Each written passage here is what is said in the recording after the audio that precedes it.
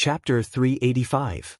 So the evidence that Xin Yuan handed over to Fu Xiu-yi should be the crime of Shen Xian not acting according to Emperor Wen Hui's order to massacre the city. This matter could be said to be big or small. It was just that in the current situation, the imperial family was bent on taking back the Shen family's military power, so how would they let go of this opportunity? Things had become extremely tricky. Shen Miao clenched her fists and slowly calmed her emotions. Now it was not the worst time yet. Even though the imperial family wanted to deal with the Shen family, they only wanted to recover the military power. To move against the Shen family at this time, it would inevitably cause dissatisfaction from the other aristocratic families. The Fu family was cunning and would not do that. What should be done at this time? The few people in the room looked at Shen Miao's changing expression and were puzzled in their hearts.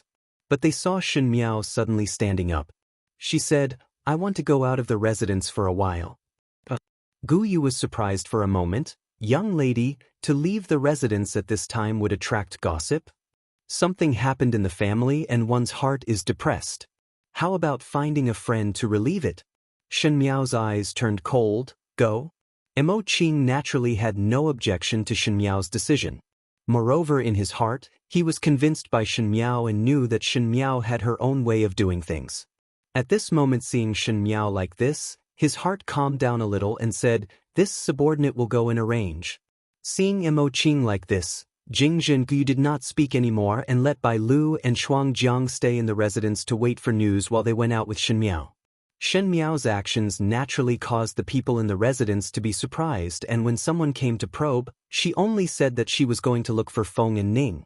Feng and Ning and Shen Miao were considered as friends, so it was natural for Shen Miao to look for Feng and Ning to complain about the first household of the Shen family. Thus, no one stopped him. After leaving the residence, Mo Qing drove the carriage towards the Feng residence.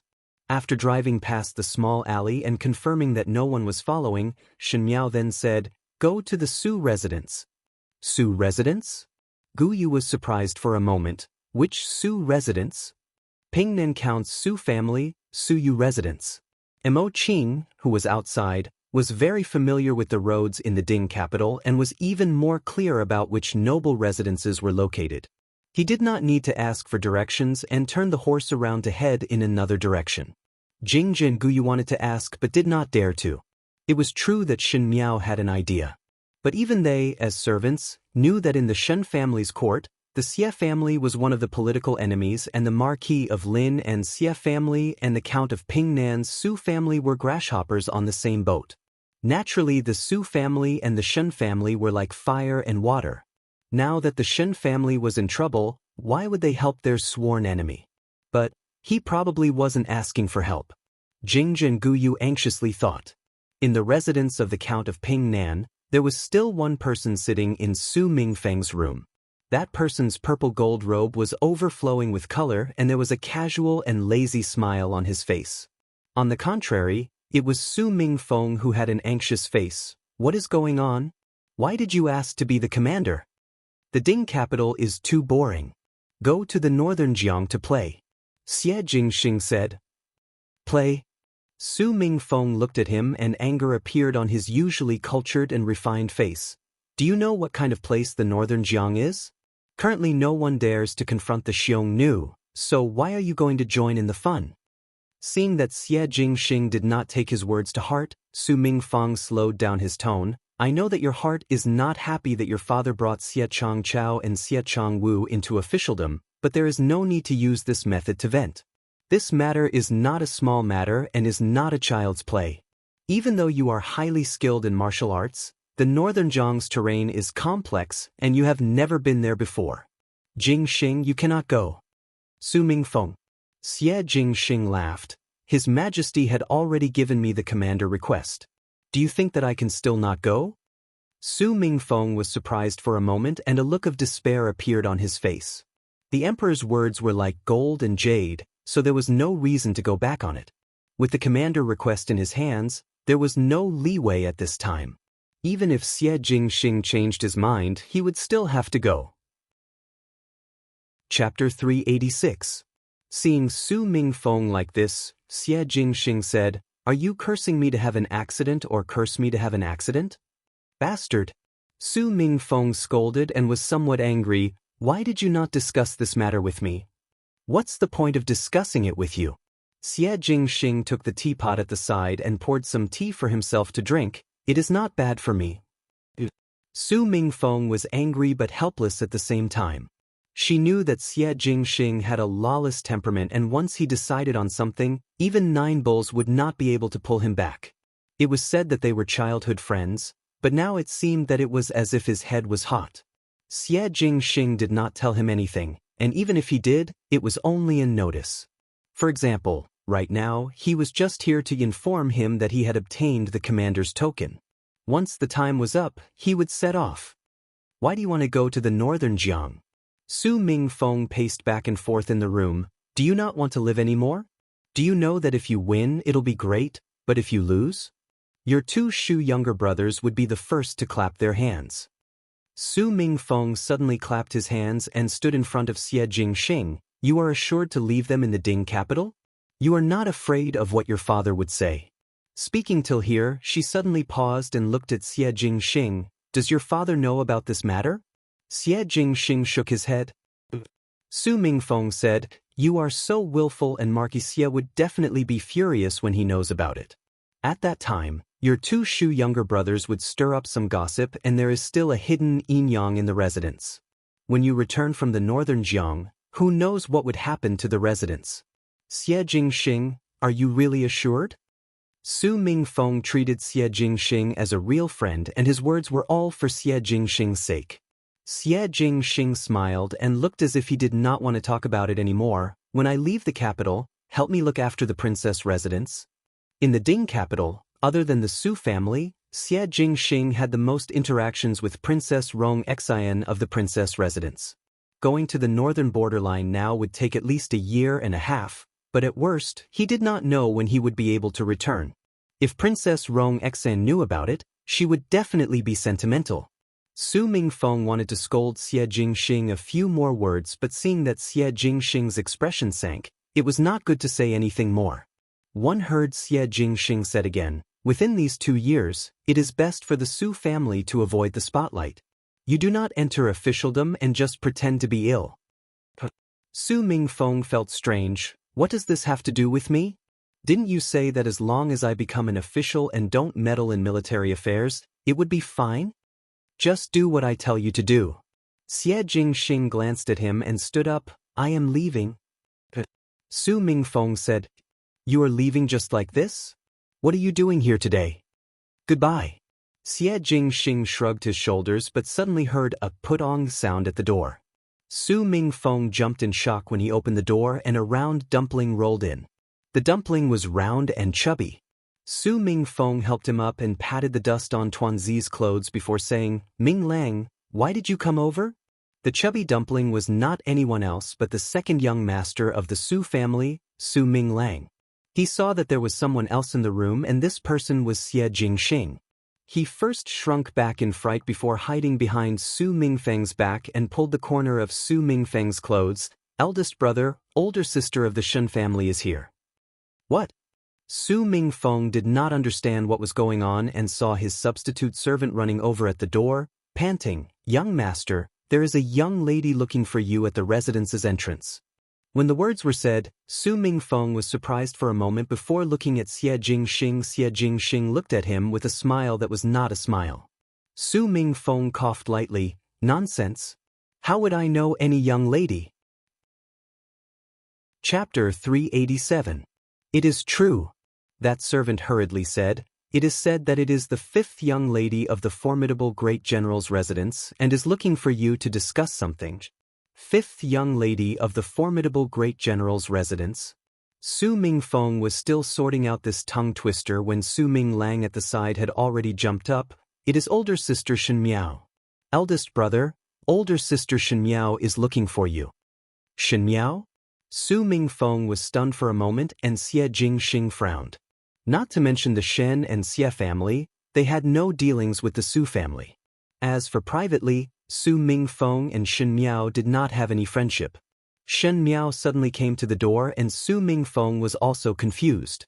He asked Xie Jingxing, could it be that she is here to look for you? Older sister Shen Miao is definitely here to look for me. Su Ming Lang happily held his face. Eldest brother, let us go and see older sister Shen Miao. This. Su Ming Feng hesitated. Go.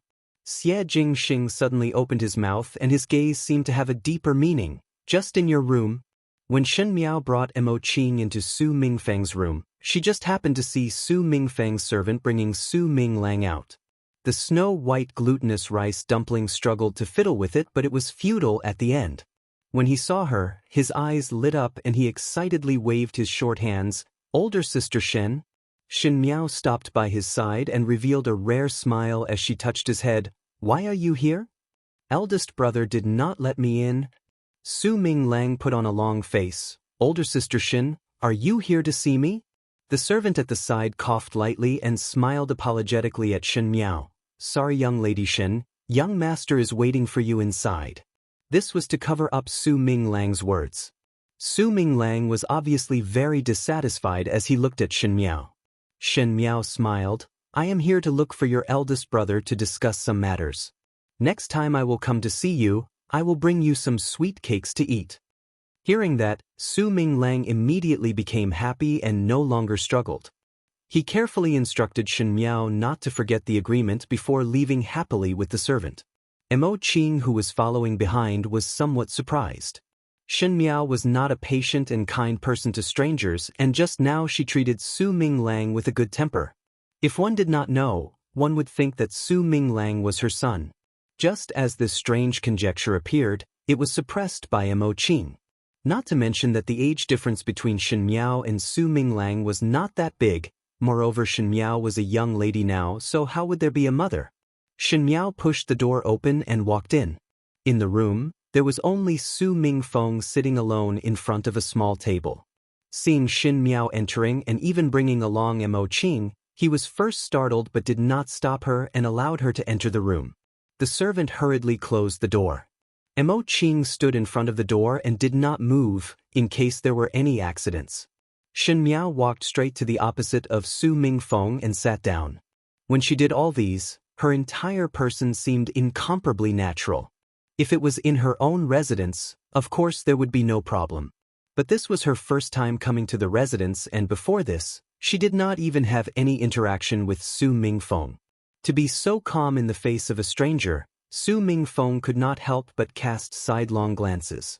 Shen Miao was also sizing Su Mingfeng up. In all fairness, Su Mingfeng was a handsome youth. It was just that standing in front of Xie Jingxing, who was like a scorching sun, the brilliance was more or less overshadowed. In fact, Shen Miao knew that Su Mingfeng was not an ordinary son of an official and had some abilities.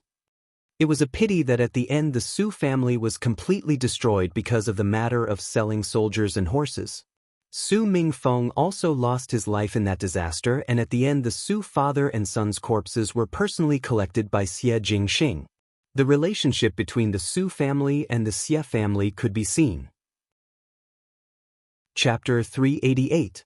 It was because of this that the Su family and the Shen family did not have much contact. Su Mingfeng felt somewhat uncomfortable being probed by Shen Miao's gaze and lightly coughed. Shen young lady, one do not know the reason for coming to the residence? My father, mother and eldest brother were summoned to the palace by His Majesty. Does young Master Su know why? Shen Miao asked. Su Mingfeng was somewhat inexplicable. The matter of the Shen family had spread throughout the entire Ding capital early in the morning, and all the officials felt insecure. After all, as an official in court, once there was a little bit of trouble, it would be a huge matter. But what did the Shen family's mishap have to do with his Su family? I do not know. Su Mingfeng answered. He really did not know what was the reason why Shen Xen was summoned to the palace. Everyone guessed that it was Emperor Wen Hui who wanted to punish the Shen family, but no one knew what the charges were. When my father was in the northwest region destroying the Shirong, His Majesty ordered a massacre, but my father did not comply. Shen Miao said, so one think that His Majesty will punish my father for deceiving the monarch and disobeying military orders? Su Mingfeng jumped in shock. It was not because of the charges that Shen Miao said, but because Shen Miao told him about it so easily. This matter could be considered as a handle in anyone's hands, and it was too late to cover it up, but Shin Miao actually told him so bluntly. Even though Su Mingfeng was intelligent since young, he did not know how to continue and could only laugh dryly twice before saying perfunctorily, then what can be done? So I want to ask Heir Su for help, Shin Miao said. Su Mingfeng was once again stunned. He thought about it and could not think of what kind of friendship did he have with Shin Miao, or what kind of friendship did the Shen and Su family had that was worth the Su family lending a helping hand. In a situation where he could not figure it out, Su Mingfeng secretly glanced at the folding screen. Shen young lady is joking. He quickly retracted his gaze and looked at Shin Miao before smiling politely. It is just that, what help can this one offer? Most likely Shin young lady has overestimated this one. Moreover, forgive this one for speaking rudely. This matter is complicated, and if one were to randomly help, one fear that one would invite trouble to oneself. One really cannot find a reason to bear the danger and be a good person. Su Mingfeng's words were said in a polite manner but mercilessly rejected Shin Miao's request. Su Mingfeng also saw it clearly that the Shin Miao in front of him had a straightforward temperament. He simply abandoned his usual roundabout ways and straightforwardly stated, no. Hearing this, Shin Miao gently smiled. When she smiled, her pair of eyes were very clear, and there seemed to be some naivety. However, in the blink of an eye, her smile turned cold. She said, Prince Su, although you are not an official, your father seems to be in charge of the military horses? Su Mingfeng slightly frowned and said, correct. Did your father tell heir that there seems to be a problem with the military horses? Shin Miao said. This time Su Mingfeng's brows wrinkled even tighter as he stared at Shin Miao. What does Shin young lady mean by this?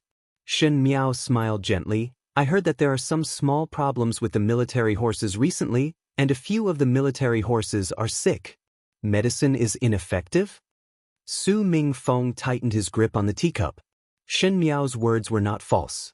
These days Su Yu was extremely busy with this matter, and other than a few subordinates in the military horses and Su Yu who secretly told him about it, no one else knew about it. But it was impossible for the people in the military horses to tell Shin Miao. If it were to spread, Emperor Wen Hui would punish them and everyone would not be able to bear the consequences, and it would be even worse. But how did Shin Miao know about it? Su Mingfeng heard his own dry voice. Shin young lady? Where did you hear these false words from? Chapter 389. Untruthful words? Shin Miao sighed, but there seemed to be a slight smile in her eyes. She got close to Su Mingfeng and whispered, could it be that Heir Su is not afraid that this horse disease will eventually become a horse plague? Su Mingfeng's pupils suddenly widened. Horse plague. With the count of Ping Nan's cautious temperament and having dealt with military horses for a lifetime, it is impossible for him not to suspect this. Shin Miao pretended to be surprised. Why? Was it not told to Heir Su? Su Mingfeng gritted his teeth and did not speak. Su Yu did not tell him? Naturally, Su Yu had told him that the horse disease that no medicine could cure was a precursor to the horse plague. A military horse needed a lot of money to feed, and once the horse plague broke out, the military horses would suffer heavy casualties. Not only was there a loss of money on the battlefield, without sufficient military horses, the army would not be able to fight at all. If the blame came down from the top, a light punishment would be losing one's black hat and a heavy punishment would be losing one's head.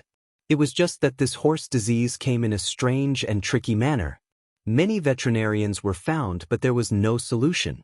Recently, they had no choice but to separate the sick horses, but there were still horses dying intermittently. If at the end it was uncontrollable and it really became a horse plague, one fear that it would be a big disaster. Shin young lady, what is your opinion? Su Mingfeng said bitterly, but as he spoke, he glanced at the screen without revealing anything. At this moment Shin Miao was not anxious. She grabbed an empty teacup on the table and poured a cup of tea for herself before taking a sip. When Su Mingfeng saw it, he wanted to say something, but after thinking about it, he swallowed it down and pretended to be listening attentively. I have a way to solve your horses, Shin Miao said. Su Mingfeng was surprised for a moment. Is this true? Fortunately, know a veterinarian with superior skills and heard that he had solved the same horse disease. Once he is found, the death of the military horses can be easily solved. Su Mingfeng did not speak. Shen Miao picked up the teacup and took another sip before lightly saying, "It is not too late to mend the pen after the sheep is lost. Su, when the horse disease spreads and cannot be concealed, it would not only be the horses that suffer." Su Mingfeng gritted his teeth and looked at Shen Miao. "Shen young lady specially sent a good strategy today. One fear that there is something else to say." His eyes flashed. "Or perhaps you think that my Su family has a good plan to help the Shen family. Please tell me." "Straightforward," Shen Miao praised. Su Mingfeng smiled bitterly. How was it that he was refreshed? It was obviously Shen Miao who was cunning. Previously he had said that the Su family had no obligation to wade into these muddy waters to help Shen Xian, so Shen Miao directly stated the terms of the transaction. It had to be said that Shen Miao was a person who knew how to grasp people's weaknesses. She took the matter of the military horses that the Su family was most worried about. This matter had not been spread, and even he and Su Yu spoke about it in private, so he did not know how Shen Miao knew about it. No matter what, he couldn't refuse such a condition. It was no wonder that Shen Miao did not please him and spoke so directly. She simply had a trump card in her hands. A deal was a deal. No one could take advantage of the other. I know that Count Pingnan knows many people in the imperial court. Compared to my parents who are always in the northwest, Count Pingnan's influence is much wider. I would like to ask Count Pingnan's help to gather all the friends and help my father to submit a memorial." "Submit a memorial?" Su Mingfeng's brows wrinkled. "All to plead for General Shen?" Shen Miao shook her head. "No. All blame my father." Su Mingfeng was stunned. One think that Count Pingnan would not be willing to wade into these muddy waters. Shen Miao gently smiled. "So how to persuade Count Pingnan will be handed over to Su. It is just that Su must not tell Count Pingnan about the matter of the military horses and must not mention me, otherwise this transaction will be over." Su Mingfeng did not understand. He looked up and saw that the young female in front of him still had the appearance of a young girl. Her brows were delicate and gentle, and when she smiled, there was some innocence and clarity, but when she did not smile, there was a coldness in her eyes which added a bit of majesty. And this kind of pressure was something that even Su Yu had never given Su Mingfeng this kind of feeling. "I cannot stay for long.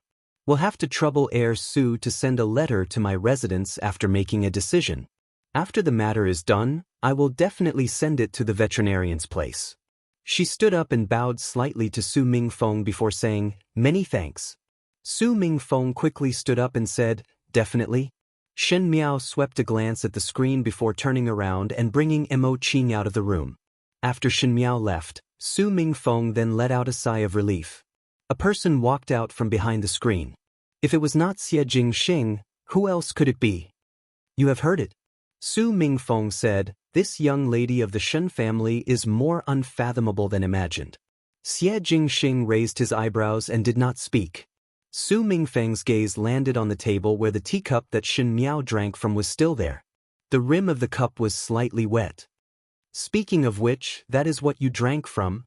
Su Mingfeng said. "You?" Xie Jingxing unceremoniously kicked him with his leg. Chapter 390. "Io." Su Mingfeng exclaimed, "Why did you kick me for?" "I also wanted to remind her just now, but she drank so fast, so what can I do?" Su Mingfeng sized Xie Jingxing up. "Moreover, the one who suffered a loss is others and not you. What is there to haggle about?" Xie Jingxing ignored him and sat down in front of the table before asking, "Is what she said about the troops true?" Hearing that, Su Mingfeng's face became ugly, and under Xie Jingxing's sharp gaze, he said with difficulty, "Correct." "Why did you hide it from me?" Xie Jingxing asked in a threatening manner. Su Mingfeng shook his head and smiled bitterly. "Only father and I discussed this matter privately, and I did not speak of it to anyone else. It is even more impossible for father to do so. Who would joke about something that would cause one to lose one's black veil hat? I originally wanted to tell you after a period of time, but how would young lady Shen know about this matter? Could it be that they have acquaintances in the military horses? But the people in the military horses would not speak about this matter." Xie Jingxing glanced at Su Mingfeng. Even though Su Mingfeng was a talented person, he was protected watertight in the Su family since young and had not experienced any big storms.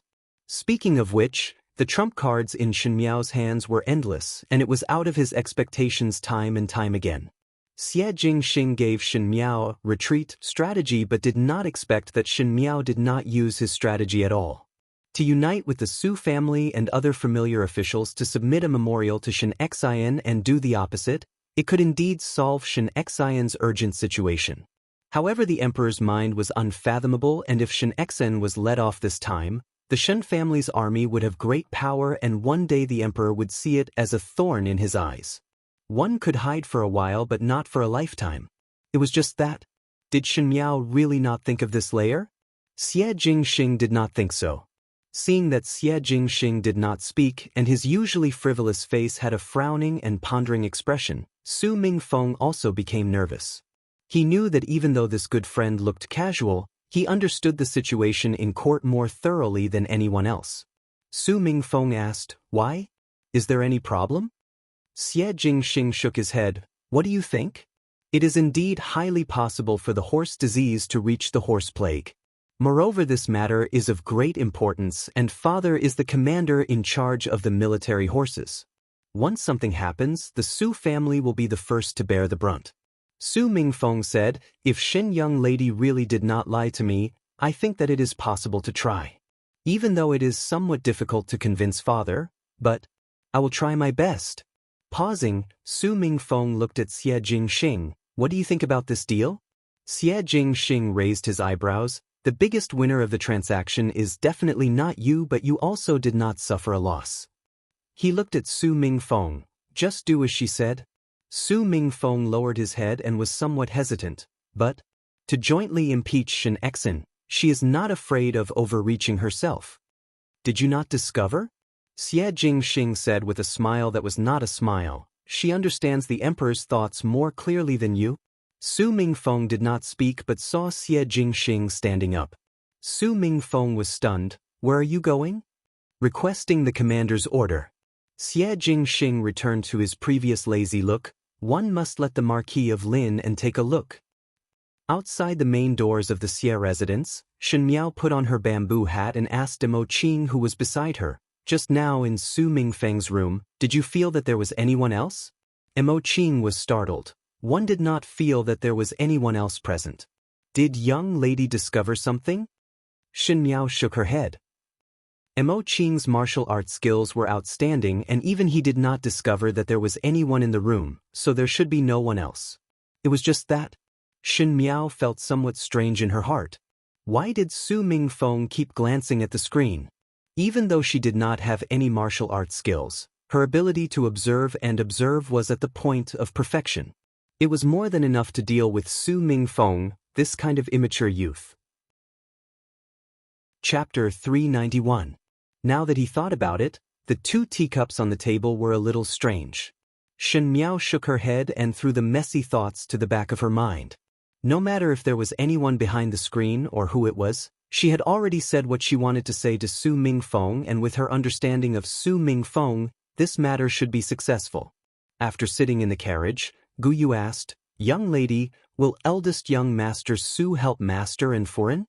Jingzhe and Gu Yu were outside and did not know what Shen Miao and Su Mingfeng were talking about, and only thought that Shen Miao was asking Su Mingfeng for help. However, the relationship between the Su family and the Shen family had always been like that, so he was somewhat worried. Shen Miao nodded her head. "I will." In his previous life, the entire Su clan was beheaded because of secretly selling soldiers and horses. Although they were still part of the Tian clan, they couldn't tolerate the Count of Ping Nan, an established aristocratic family, but they still had to put on a good show.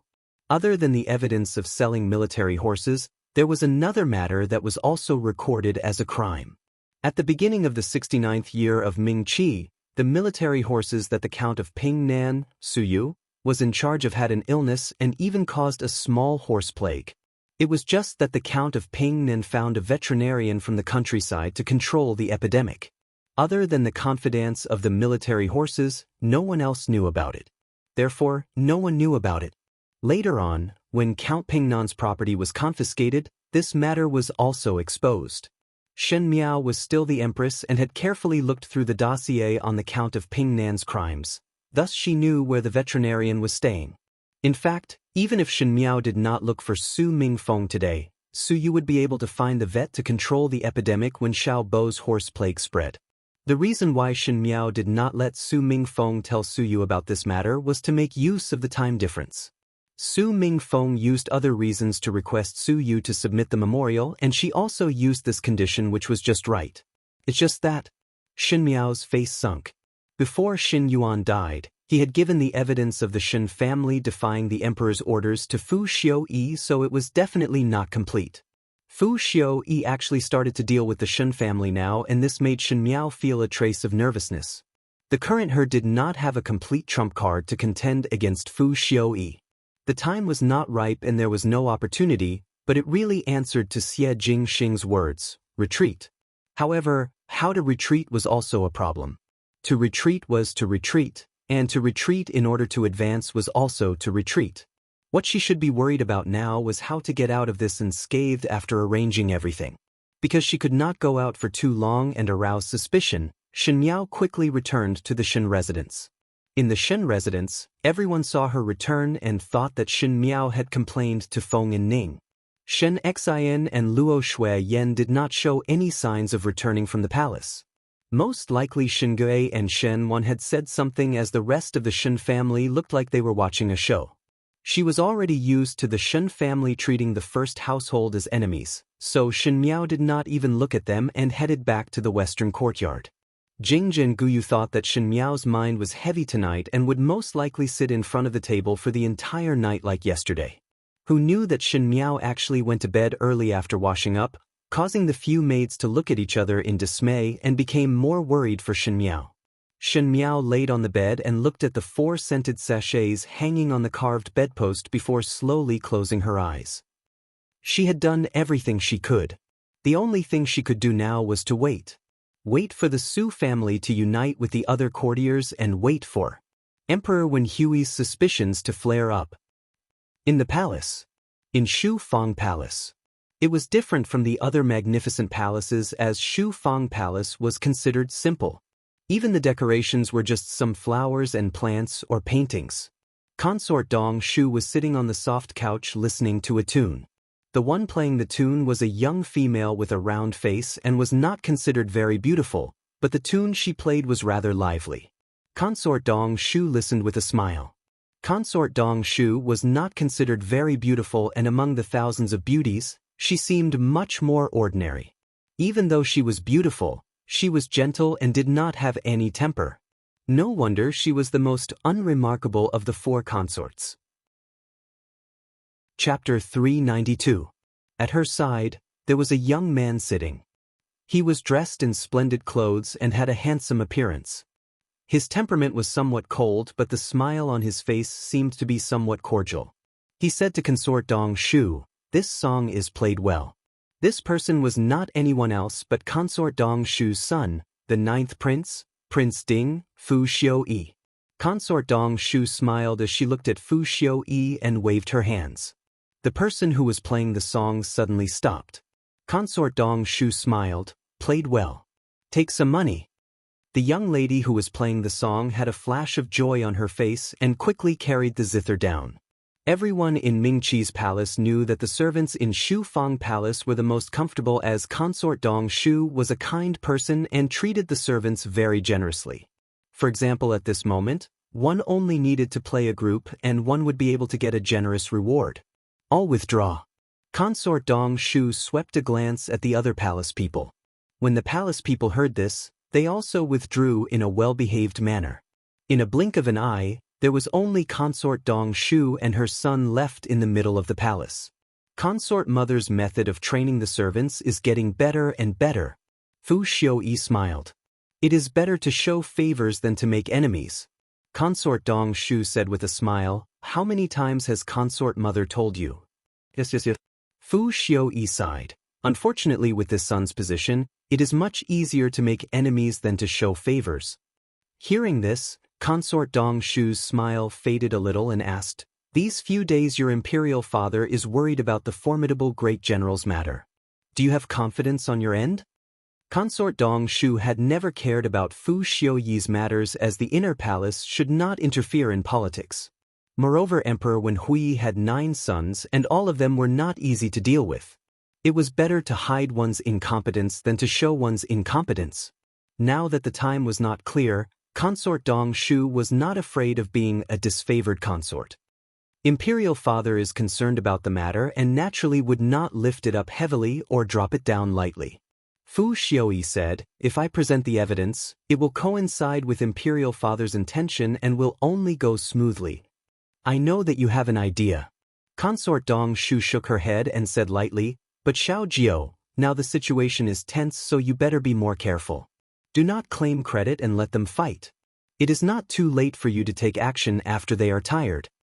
This son will listen to Imperial Mother's teachings." Fu Xiuyi quickly said. Consort Dong Shu smiled and suddenly thought of something. "The last time Shen Furen brought Shen Miao into the palace, you told me not to let Shen Miao hear our conversation? What happened?" The last time Luo Shui Yen and her mother entered the palace, Fu Xiuyi had instructed Consort Dong Shu not to let Shen Miao be present. Afterwards, Consort Dong Shu let Tong Yao bring Shen Miao out. "What kind of person does Lady Mother think 5th Shen young lady is?" Fu Xiuyi asked. "Her looks are not bad. She should be a beauty in the future. However, his personality is too gentle, so he is probably easily bullied." Consort Dong Shu looked at Fu Xiuyi. "Previously heard that she was in love with you, but she does not seem to be as unbearable as the rumors say. Although she is not intelligent enough, she is not to the point of being an idiot." Fu Xiuyi smiled faintly. "Imperial Mother is such a picky person, yet you can't say anything bad about her?" Consort Dong Shu was surprised for a moment. She looked generous on the surface, but in her heart she was a very picky person. Because Fu Xiuyi had reached the age to look at a foreign and he was not bad himself. There were also high-ranking families outside that wanted to marry their daughters over. There were naturally a lot of virtuous females, but Consort Dong Shu could always pick out faults and felt that others were not worthy of her son. And in these words, even though she did not praise Shen Miao, there was no contempt in her words. If one thought about it carefully, there was even some bias towards Shen Miao. Among the young ladies of official families, it was the first time that Consort Dong Shu evaluated a person so generously. Chapter 393. So when Fu Xiuyi reminded her, Consort Dong Shu was also stunned. She was obviously an ordinary young lady. How could she not say anything bad about her? But other than being a little dull, one really did not know what was wrong with her. No desire, no ambition, and her eyes were as calm as a married woman. Consort Dong Shu's heart jumped. This in herself? Or rather her disguised self? Was it not exactly the same? Consort Mother can also see it? Fu Xiuyi smiled. This Shen young lady is a hidden expert. Consort Dong Shu looked at Fu Xiuyi in puzzlement. You say that she is pretending? At such a young age, one can pretend other things, but one's temper cannot be controlled. Consort Mother. A strange light flashed in Fu Xiuyi's eyes. I have seen her make a fool of herself in public and also saw her shameless expression of love. She was filled with killing intent on the drill ground and shot 3 arrows at the Kai family's gentleman until he could not get off the stage. Now you have seen her silly and dull look. Consort Mother think that with so many looks, which one is the real her? Consort Dong Shu's hand that was holding the teacup paused. How could a person have thousands of looks and each look was lifelike and each look was like one's own temperament? That disguise was too scary. What was even scarier was that she had just reached marriageable age. Fu Xiuyi lowered his head. What he did not say was that at the palace banquet, Shen Miao looked at him with uncontrollable hatred in her eyes. That kind of hatred that went deep into the bone marrow was not the hatred that a young daughter would have when she could not love. That kind of hatred was like one's soul was trembling in anger and could not wait to tear him apart. There were many points that made one puzzled. Consort Mother, leaving the Shen family is also a variable. The current state of the country cannot be changed anymore. Fu Xiuyi lowered his voice. Young lady of the Shen family, it is not as simple as we think. To cut the weeds, one must eliminate the roots, and it would be best to end it before it starts. So this time the formidable great general cannot escape from this calamity? Consort Dong Shu asked. That is not so. Fu Xiuyi smiled. The Shen family is now the head of the aristocratic families, and if the Shen family is removed, it would only cause more variables. But after taking over the Shen family's power, the Shen family would gradually decline, and when the time is ripe, one can catch them all in one fell swoop. What if there is any change in the middle? Consort Dong Shu looked at him. The Shen family might have other trump cards, so what if they can safely pass through? If they find out that it was you who submitted the memorial, I'm afraid you'll be implicated. Fu Xiuyi shook his head. It was clearly a friendly smile, but his eyes were ruthless, deceiving the sovereign and disobeying his superiors. This crime is already very big. No matter how powerful he is, he can't let the Shen family retreat. It's just that. He lightly said, this was originally a test of mine. Probe?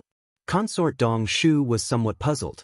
Fu Xiuyi looked at his fingertips. That's right. Previously when Shen Yuan asked him to pay attention to Shen Miao, Fu Xiuyi did not take it to heart. But after a series of things, including the extermination of Prince Yu residents and Shen Yuan's death, it made him gradually realize that what Shen Yuan said might be true. Shen Miao was an unmarried daughter, and no matter what, she would not be able to do such a big thing. There was only one possibility: there was someone behind Shen Miao. The person behind her was so capable that Fu Xiuyi had no choice but to be on guard.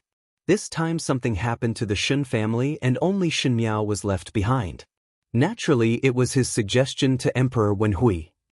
It was just that Fu Xiuyi's aim was to see how this fifth Shen young lady of the Shen family, who had hidden so deeply that even he was played in the palm of her hands, would use any method to solve the problem. Who was her helper? But no matter what method was used, Shen Xian would not be able to retreat safely. Fu Xiuyi clenched his fists. How could one spit out the fat meat that was in his mouth? Chapter 394. There was no doubt in the history books that the Shen family was destined to perish in Mingqi. Tonight, in the residence of the Marquis of Lineage, it was not peaceful. In the innermost courtyard, in the room, Xie Jingxing took off his outer robe and the door opened with a potch sound. The servant trembled as he stood at the door, afraid that he would implicate himself as he lowered his head and said, "Young master?" This lowly one could not stop. The Marquis of Lin and Xie Ding stood at the door and was even angrier when he heard it. "Stop? Try and stop me. I am your father." When did the master of the residence of the Marquis of Lin and change? Xie Jingxing, stand properly for me. Xie Jingxing casually swept a glance at Xie Ding and lazily threw his robe on the couch. He sat down on the chair and leaned back, putting on an air of a hedonistic son of rich parents. What is the matter for the Marquis to come here in the middle of the night? It was as if he was treating a stranger. Xie Ding was naturally angered to the point that he was in a complete mess. It was Xie Changwu and Xie Changchao who were following behind Xie Ding, who revealed a look of indignation. But if one looked carefully, there was a glint in their eyes. Xie Changchao said, "Eldest brother, father usually do his best for you. How can you speak to father like this? There is no etiquette." "None of your business." Xie Jingxing spat out 4 words. Outside, the elegant, noble and arrogant little Marquis Xie was like a ruffian every time he faced Xie Ding and the other two. This made Xie Ding, who was a self-proclaimed scholarly general, feel helpless. "Brat." Xie Ding did not notice Xie Changchao's livid face and said angrily, "What kind of commander request are you writing?" He slapped the paper in his hand and threw it at Xie Jingxing's face. Xie Jingxing took a look at the paper and raised his eyebrows. "If the Marquis is not satisfied, let His Majesty write another one. Coming here in the middle of the night without sleeping is for this matter?" "Xie Jingxing, what exactly do you want to do?" Xie Ding flew into a rage. "Do you know what kind of place the northern border is? The commander request is not a joke. You have never commanded the Xie family army before, and I have never taught you before. Do you know how to use them?"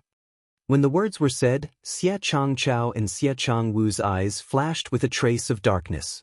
The Xie family army was the most valuable asset of the residents of the Marquis of Lin and was more valuable than the wealth and glory of the Marquis of Lin, and Xie Changwu and Xie Changchao also practiced martial arts. But Xie Ding never had the intention to let the two brothers take over the Xie family army, but groomed Xie Jingxing as the successor of the Xie family army.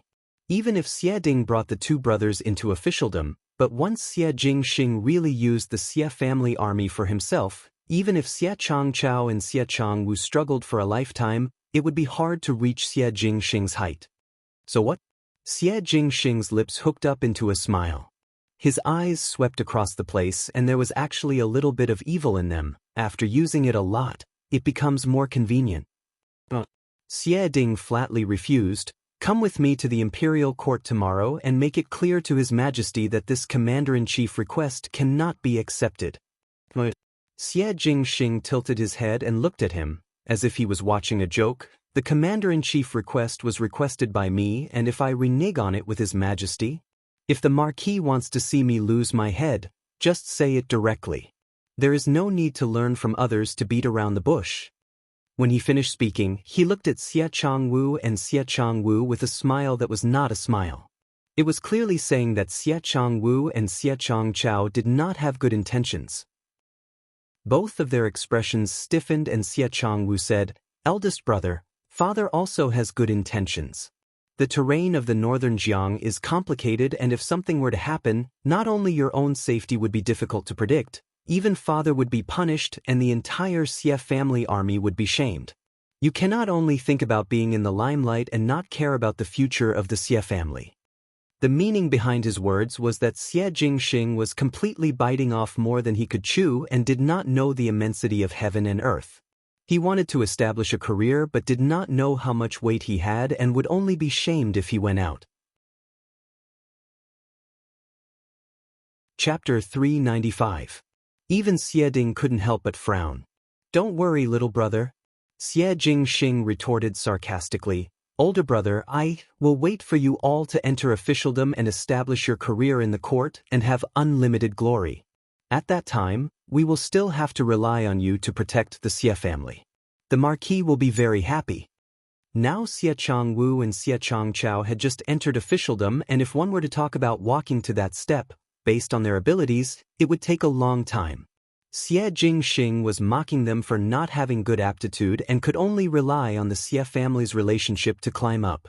Xie Changchao was furious and was about to speak when he heard Xie Ding shouting, "Enough!" Xie Changchao and Xie Changwu immediately did not make a sound, but it was Xie Jingxing who revealed some impatience. "Have the Marquis finished speaking? If finished, then quickly leave. I want to sleep." "Jingxing," Xie Ding suddenly said tiredly, "after so many years, do you still hate me so much?" He hated her so much that he didn't hesitate to sacrifice his own life to leave the Marquis's mansion. Xie Ding was now in his 40s but could still be considered as a middle-aged man with a beautiful beard. Even though he was a military general, he was different from Shen Xian's coarse and forthright manner and had the elegance of a gentleman. When Xie Ding was young, he was already known as the Confucian general, and he could be considered handsome. Most of the Xie family had inherited Xie Ding's looks, and even Xie Changwu and Xie Changchao were considered handsome, but compared to Xie Jingxing, there was a huge difference. Princess Yuqing was gentle and elegant, and Xie Ding was also a gentleman-like jade when he was young, but he gave birth to a Xie Jingxing who had a flourishing appearance, and what was more flourishing was his character. He was frivolous, arrogant, and dissolute. There was simply no one in the world who could do anything to him. He didn't seem to care about anything and was so arrogant that he didn't put anyone in his eyes. With this kind of appearance and temperament, if he were to be placed in the history books, he would probably be considered a legendary romantic figure. But there was nothing anyone could do about it. For example, Xie Ding. Xie Ding's hair had already turned white. He said, "Jingxing, do you still hate me?" When he said this, Xie Ding's voice trembled. He usually hated Xie Jingxing, but at this moment he was like a father helplessly surrendering to his son. Hey, what? Did he hate the fact that he had allowed Madame Fong to marry into the family back then, so that a woman with evil intentions could take advantage of him? Let Princess Yuqing die with hatred and let Xie Jingxing live in such a deformed house? He was clearly in the wrong first, but he was infatuated with her and refused to marry again. There was such an infatuated person who refused to execute Madame Fong. Doting on Xie Jingxing in every possible way, trying to use this to atone for her sins? The mistake had been made, but the person was not around. How could the sin be redeemed? Xie Jingxing glanced at him and his gaze sharpened for a moment. However, even if this once all-powerful general showed such fatigue, he was not moved. He had never hated Xie Ding, he just disdained him. Furthermore, Xie Jingxing said, "Marquis is thinking too much. How would I have that leisure time? I don't have the time to hate you." These words were too hurtful. When Xie Ding heard this, he unconsciously took 2 steps back, clutching his chest. His face was sorrowful and difficult to understand. It was Xie Changwu and Xie Changchao who were more and more delighted in their hearts. The deeper Xie Jingxing was injured, the more disappointed Xie Ding would be with Xie Jingxing. Only in this way, there would be a day when the 2 brothers could completely replace Xie Jingxing's position. Like this? Xie Ding said with difficulty, "Then you go to battle." His voice became lower. "I will explain to the Xie family's army that those people will assist you. You can take the armor in the residence and the heart-protecting mirror." Xie Ding seemed to have aged 10 years in one night as he looked at Xie Jingxing. "Promise more." Xie Changchao and Xie Changwu supported Xie Ding out.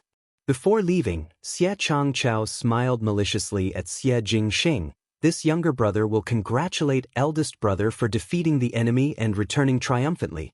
But he looked as if he could not wait for Xie Jingxing to die on the battlefield. After Xie Changwu and Xie Jingxing left, the doors of the room were closed and under the flickering lights, one did not know when a black-clad person appeared. The black-clad person said, "Master, Xie Changwu and Xie Changchao." "Forget it." Xie Jingxing said, "Now that they are dead, the Marquis of Lin and will not let me leave. The Xie family's army only listen to the Marquis of Lin and will not listen to Master's orders." The black-clad person said, "What does Master plan to do?" "Just a mere Xie family's army. Who would care about them?" Xie Jingxing was somewhat impatient. "How is the princess residence's arrangements?" Replying to Master, "The people placed are all in the dark to protect Her Highness Princess Rong Exin. Is Master not going to bid farewell to Princess Rong Exin?" "No need." Xie Jingxing waved his hands. "This will do." The black-clad person respectfully acknowledged before turning and retreating. In the dim lights, that handsome face with red lips and white teeth had lost its previous unruly and romantic look and showed some gentleness. Taking off the purple gold robe and only wearing a jade white inner robe, the youth's eyelashes were long and seemed to be looking at the fire, as handsome as a person in a painting. He lowered his eyes and smiled faintly. "Everyone in the world will hate me." Chapter 396. There was never a lack of new things in the Ding capital. As long as there was any movement the day before, the news would spread like wildfire the next day. If he were to implicate some famous person, he would naturally be talked about for 3 days and 3 nights. Some of them were discussing these things as a joke, but there were also some who truly felt that it was not worth it for the people they were discussing. In today's liveliness, the person they were talking about was the unparalleled formidable great general of Mingqi. Quelling the Woku pirates, fighting the Xiongnu, fighting in the northwest all year round, not claiming credit, not being arrogant, with outstanding military achievements, protecting the country. He was talking about the Shun family of generals. Ever since old General Shun, the Shun family had relied on their illustrious meritorious service to win prestige among the common people of Mingqi. It was a pity that out of the 3 sons of old General Shun, only the eldest Shun Xian inherited his mantle and continued to walk the path of a military official. Fortunately, a tiger father would not beget a dog son. Shun Xian did not disappoint the name of the formidable great general, and even Shun Xian's son, Shun Qiu, was a brave young general on the battlefield. Brothers fighting a tiger, father and son soldiers going into battle. Shun Xian did not put on airs in the army and charged at the forefront in battle. His union with Luo Shuiyan, the tiger daughter of a family of generals, was hailed as a legend of a generation. The common people of Mingqi respected Shen Xian from the bottom of their hearts, and if there was anything bad, it would be that Shen Xian's daughter did not inherit any of her parents' excellence and was instead an idiot. But even if the daughter was an idiot, when Shen Xian was mentioned, the commoners would always support and chase after him. But now, with the accusation of deceiving the emperor, the people were all dumbfounded. It wasn't a small matter, nor was it a matter of one's house. The first thing he did was to deceive the emperor and defy his superiors. That was a serious crime that could result in the confiscation of one's house. Early in the morning, the officials of the court surrounded the entrance of the Shen residence, saying that they wanted to collect evidence. The commoners only knew that Shen Xian had committed the crime of deceiving the emperor, but they did not know what the crime was and how he had deceived the emperor. How would General Shen deceive the emperor? He's such a good person. Yes, the last time my child was naughty and startled Shenfuren's horse. Not only did Shenfuren not blame us, she even apologized to us. Could it be that your majesty is mistaken about such a good person? Hey, what mistake? I heard that this time, it's already a done deal. There's even evidence. Someone whispered, even though one do not know what it is, one heard that His Highness Prince Ding personally reported it to General Shen. Your Highness Prince Ding? That's right. Think about it. His Highness Prince Ding would definitely not fake it. Perhaps it was because 5th Shin young lady was in love with His Highness Prince Ding and was humiliated. In order to vent his daughter's anger, General Shen did something that let His Majesty down. It is possible to say so. Poor General Shen's family, they were really harmed by that daughter. The voices of these commoners were not low, and Shen Miao stood at the residence's entrance and could clearly hear it. The people in the mansion all stood at the entrance of the mansion so that the soldiers could enter and search. Shen Yu pretended to be afraid as she hid behind Shen Roqiu and looked at Shen Miao sympathetically. 5th younger sister, how can these people say that about you? What does uncle's actions have to do with you? Shen Miao looked coldly at those fiendish-looking soldiers and smiled when she heard that. Once he was blinded, he would be branded as an idiot who adored Prince Ding for the rest of his life. It was really disgusting. Seeing that Shen Miao did not speak, Shen Yu thought that she had nothing to say and there was a proud look in her eyes, but she stood there without saying a word. After old Shenfuren was sure that Shen Xian would not implicate her, she was relieved and put on an upright attitude of a matriarch and angrily rebuked, "How can eldest lady do such a treacherous thing? My Shen family has been loyal for generations and there is no such shameless person." Simply throwing the Shen family's face. If the general was still here, he would not see eldest lady spoil the family's reputation. Chapter 397. When Shen Miao heard it, her heart moved and she looked at old Shenfuren. What is grandmother saying? Father is also a member of the Shen family and the Shen family and father are connected as one. How can one not care about father at this time? Previously when father was praised by the emperor, did grandmother not say that it was the Shen family's fortune to have such a male? Words that are said are like water that is spilled. Did grandmother forget this time? When the commoners who were watching the bustle outside heard it, their gazes shot towards old Shenfuren. The formidable great general had outstanding military merits, and when he was bestowed by the emperor, old Shenfuren did not say that. They were one family and should share prosperity and misfortune together. Why was it that old Shenfuren's appearance was that one could only share riches and not trials and tribulations? Once one saw that others were in trouble, one could not wait to draw a clear line. What was wrong with that? Old Shenfuren was also aware that everyone was looking at her with unkind eyes and flew into a rage out of shame but did not know how to continue and could only look towards Chen Roqiu at the side.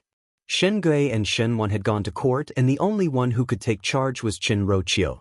Chen Roqiu smiled. 5th older sister, how would old Furen have the meaning that you said?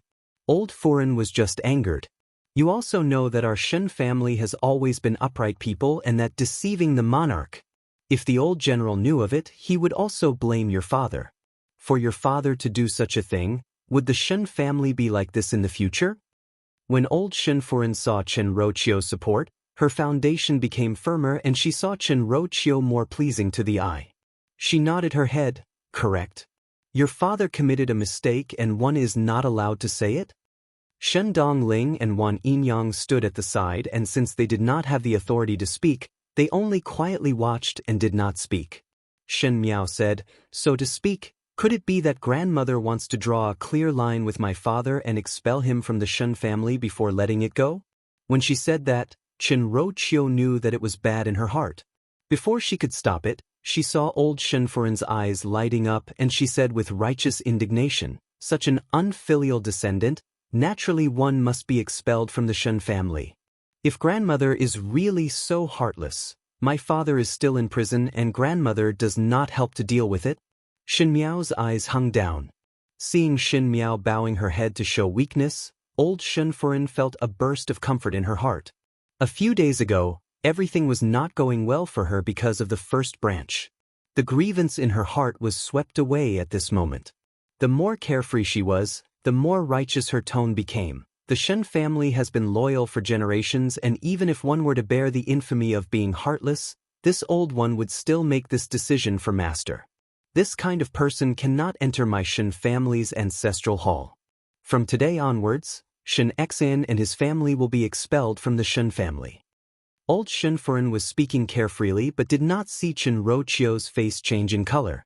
Even though it was natural to draw a clear line of relations, but for old Shenfuren to do it so clearly, it was really too stupid. In the eyes of the commoners were not fools and would not stand on the side of the Shen residents. Thinking of this, Chen Roqiu smiled apologetically to Shen Miao. "Fifth older sister, old Furen does not mean this." It was only because he was angered by his eldest brother that he said that.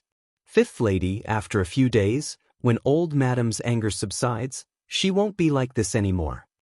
Xin Yu somewhat did not understand why her mother would say that. Was it not good to let old Shenfuren drive Shen Miao out? Now that Shen Xan and the rest were carrying the crime of deceiving the monarch, even if they were to rely on their years of meritorious deeds to avoid death, it would be hard to escape punishment and they would definitely be in dire straits. To drive out this dire family, perhaps they would not even have a place to stay. Just thinking about it made one happy. Third, Shen need not say any more. Shen Miao said loudly, "Since old Furen values the Shen family's reputation so much that she does not even place familial affection in her eyes, then what is there for me to fear? It is better to separate from here and be at peace with each other, so as to not spoil the Shen family's reputation." She said it sarcastically. "It is just that it would be difficult to move in such a short period of time. When the Lord Army is done searching, I will pack my luggage and move out once father and mother return. I will not tarnish the Shen family by a single bit." Chapter 398. She spoke angrily. At first glance, she seemed like a proud young lady who had been forced to speak indiscriminately. However, if one listened carefully, there was no room for negotiation at all. Shen Xan and wife were people who loved their daughter dearly. If they knew that in the time that they entered the palace, their daughter was forced to the point where she was almost swept out of the Shen family, one fear that there would be a score to be settled. The surrounding commoners were in an uproar. They never expected to see such a good show here. It was just that old Shenfuren's attitude was really displeasing, and on the contrary, it was the fifth young lady of the Shen family who was called an idiot. She was delicate and pretty but was forced to such a situation. One could not help but feel sympathy and lean towards Shen Miao's side. Chen Roqiu was secretly shocked and looked at Shen Miao without speaking, as it was too late to say anything now. To quarrel in front of so many commoners, within half a day, the entire Ding capital would know about this matter. Even though it was said that the Shen family and Shen Xan had drawn a clear line of relationship and it was the Shen family who benefited, but Chen Roqiu had a faint, uneasy feeling in her heart. Shen Miao had been leading everyone by the nose. No matter if it was to let old Shenfuren say that Shen Xan was expelled from the Shen family, or now everyone's sympathy was biased towards Shen Miao's side. But why did Shen Miao want to do that? Why did it look like Shen Miao borrowed old Shenfuren's words to urge Shen Xan to get rid of the Shen family? Chen Roqiu could not help but think of the first household's separation from the family a few days ago. Naturally, old Shenfuren was not willing to let the first household leave with the treasures, but Shen Xian and wife's decision could not be changed. At that time they agreed to look at other residences, but who knew that such a thing would happen? He thought that the separation of the family would be left unsettled. He didn't expect that it would be brought up again. Moreover, under the watchful eyes of so many people, it would be impossible for him to go back on his words in the future. Old Shen Furen was dissatisfied with Chen Roqiu helping to intercede for Shen Miao, but after seeing that Shen Miao did not know what was good for her, she said that there was not a trace of relationship with the Shen family before she was satisfied. With a cold snort, he ignored the disdainful gazes of the commoners outside and went in with his servant girl. Chen Roqiu hesitated for a moment before holding Xin Yu's hand and followed in. Wan Yinyang also wanted to follow in but saw Shen Dongling release her hand and walked straight to her side. "Fifth sister." Shen Dongling called out to her. This seemed to be the first time Shen Dongling called her after leaving the courtyard. Shen Miao's eyes hung down and lightly answered, "Third older sister." "Fifth sister, don't worry." Shen Dongling looked soft and weak, but her smile was warm. "First uncle will definitely be fine. Eldest uncle is not a person who will deceive the monarch. The truth will eventually come to light." Shen Miao's expression did not change and said, "Many thanks to third older sister." Shen Dongling then smiled and turned to the stunned Wan Yinyang's side and pulled her towards the door. "Young lady," Jingzhi came over and asked, "What is third young lady's meaning?" Just now with Shen Miao's arrogance and willful ruckus, it almost indicated that her relationship with the rest of the people in the Shen residence was broken. This Shen Dongling came to express goodwill. Was she not afraid that old Shen Furen would blame her? Shen Miao did not speak and looked at the back view of Shen Dongling and Wan Yinyang leaving and shook her head thoughtfully. Inside the door, seeing that there was no one around, Wan Yinyang whispered, "Ling, what happened to you just now? How dare you express goodwill to fifth young lady?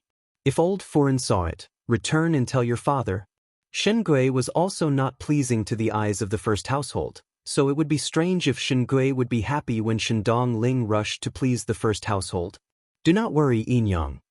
Shen Dongling smiled, "They will not be able to fight against fifth younger sister." What? Wan Yinyang was startled. Shen Dongling pursed her lips and pulled Wan Yinyang forward. "Do not ask any more. Let's go back." Such a big matter happened to the Shen family that even the commoners were alarmed, so naturally the previous court's anger was quite heavy. Chapter 399. In the throne room, Emperor Wenhui sat on the dragon throne and his face was so gloomy that water could drip out. Looking at the crowd of officials in the hall, he threw the booklet in his hands at the nearest official's face. That official's face was hit by the booklet, but he did not dare to say a word and immediately knelt down. Shen Xian and wife had not left the palace since Shen Qiu entered, thus the outside did not know what happened, but the officials were well aware that Shen Xian and wife were obviously detained by Emperor Wenhui. Why would one detain an official? This was something that one did not even need to think about. This official had a problem and the emperor wanted to deal with him. This kind of simple logic was something that all the officials understood. Generally speaking, it was better to keep silent. But today Emperor Wenhui's expression was somewhat strange. "Count of Pingnan, you speak?" Emperor Wenhui called out. The Count of Pingnan, Su Yu's body quivered and the other officials started to look at him. Su Yu thought of the words that Su Mingfeng said to him last night and no longer hesitated. He took out a booklet from his sleeves and respectfully handed it to the eunuch beside the emperor, who then handed it to Emperor Wenhui. Replying to your majesty, this official also think that the formidable great general's action is presumptuous and did not put the imperial family in his eyes. Pleading your majesty to punish Shen Exin and execute his 9 generations. Execute his 9 generations? It was still all right for those officials who had good relations with Su Yu, but when those officials who did not have any political relations with Su Yu heard it, their eyes were filled with surprise. All along, the Count of Pingnan had always been gentle in the court and could be considered as a good person. Who knew that the moment he opened his mouth, he would want Shen Xian's life. These words were too heavy. Emperor Wenhui's hand trembled as he took the booklet and his eyes stared at Su Yu. Su Yu raised his head and had an impassioned look. Reporting to your majesty. The Marquis of Lin and Xie Ding, who had been silent all along, also said, Shen Exen has his own troops and even dared to defy your majesty's orders. One fear that he already had the intention to rebel.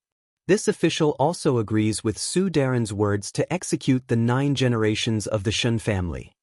Everyone's eyes looked towards Xie Ding and Su Yu.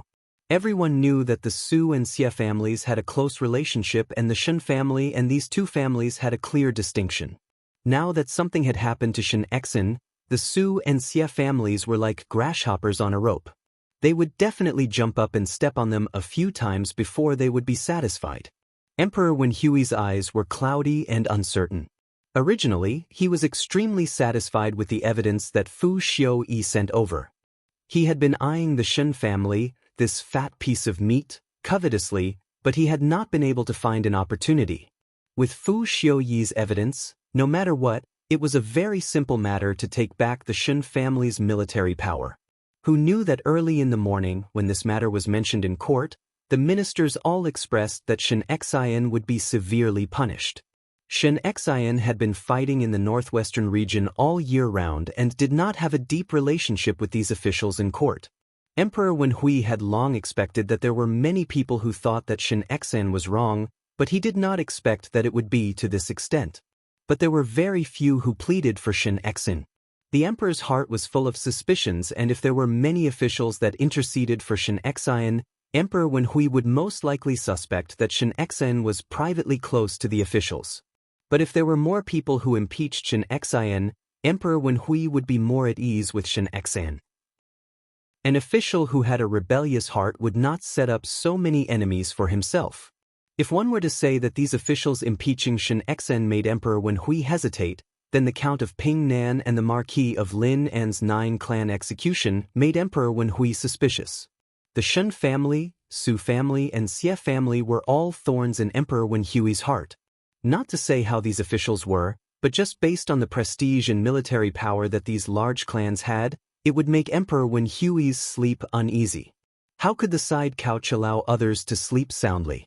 Emperor Wenhui did not allow the existence of a family that was above the imperial power. Chapter 400. And the Su and Xie family were ropes that were twisted together. It was fortunate that the Shen family and these two families were like fire and water, otherwise they would really become a big trouble for Emperor Wenhui. If it was really as what the Su and Xie families said, and the Shen family's 9 clans were exterminated, then within the Mingqi's lands, there would no longer be any power that could contend against the Su and Xie families. If he allowed the Su and Xie families to grow stronger, his throne would become even more unstable. For the first time, Emperor Wenhui felt that it was difficult to dismount the tiger. He only wanted to take back a part of Shen Exen's military power as the Shen family could still keep Su Xie in check, but now there was no one who was willing to speak up for Shen Exen. Emperor Wenhui only felt that his head was hurting. He asked slowly, 9 familial extermination? Normally, the officials would be able to see that the emperor's expression was not right. However, Xie Ding did not know what was wrong with him today. He stiffened his neck and said, yes. Emperor Wenhui closed his eyes, and when he looked at Xie Ding again, it was as if he was looking at Xie Ding's wolf's ambition through his skin. Su Yu was a little worried, but he didn't show it on his face. He still looked like Xie Ding's words made sense.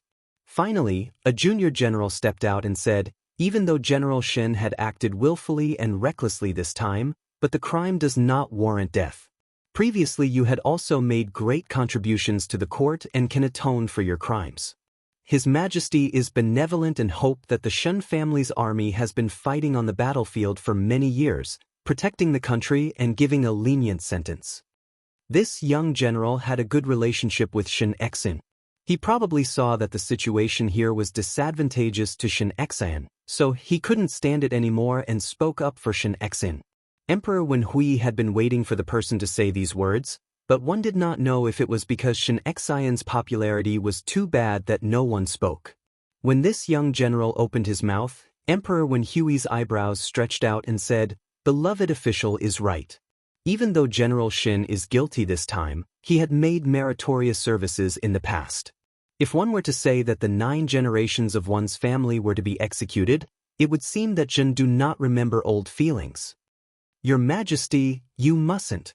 Su Yu quickly knelt on the ground. General Shen can even do things like deceiving the emperor. One does not know what will happen in the future. Xie Ding also hurriedly said, "Yes, yes. Your Majesty, please reconsider." The more both of them said so, the more suspicious Emperor Wen Hui felt. He did not even look at the both of them and spoke to that young general, or rather to the entire court's civil and military officials. When old General Shen was alive, he also accompanied the late emperor through life and death. The Shen family had been loyal for generations. The formidable great General Shen Exen used to be incomparably brave, and returned after defeating Shi Rong at the end of the year. It could be considered as atoning for his crimes. Zhen is not a tyrant. I will implicate the 9 generations. Shen Xian's family are innocent. Your Majesty is wise. The young general hurriedly knelt down again. Emperor Wen Hui waved his hands and said, "It is just that Shen Exen is like this, so Zhen still want to punish him. Pass down the orders to take back the Shen family's military tally and punish Shen Xian's salary for 1 year. The Shen family's army will only be allocated to the front for him to transfer, and the rest will be merged into the imperial army." Everyone gasped, and their gazes were a little strange. One could say that Emperor Wen Hui was cruel, but he did not harm the lives of the Shen family. It could be said that Emperor Wen Hui was gentle and wanted to snatch the Tiger Tally from the start. The Tiger Tally commanded the 3 armies, and to a military general, if the Tiger Tally was taken away, it meant that the soldier had lost his life on the battlefield. And the front of the Shen family's army were just some insignificant cookery soldiers, but the proper Shen family's army was merged into the imperial army. That was to say, the troops that Shen Xian had trained for so many years were all used as wedding clothes for the imperial family. The ministers were all distressed. No wonder Emperor Wen Hui was so generous in his words. Emotions were already grasping the other's lifeline. Even if Shen Exen escaped this calamity, this formidable great general would only be left with an empty shell. So what kind of deterrence was there? To keep the reputation of the Shen family, it was only to check and balance the other aristocratic families. Chapter 401. After Emperor Wen Hui finished speaking, he waved his hands in annoyance and said, "End of court." He turned around and flicked his sleeves. Following his words, it would not be long before Shen Xian and wife who were under house arrest and Shun Qiu would be released from the palace. It was just that at that time, one did not know if Shen Xian and wife would be able to rejoice when they were stripped of their military power. Emperor Wen Hui flicked his sleeves and left the officials looking at each other in dismay. No one had expected that such a grand and spectacular matter would be handled so simply. Could be said that it was simple. Quietly one would become a lone commander. Would Shen Exen be so angry that he would curse one's mother? Su Yu patted the soil on his knees and stood up. Coincidentally, he saw that Xie Ding had also tidied up his clothes. He walked over to Xie Ding and whispered, "What happened to you just now?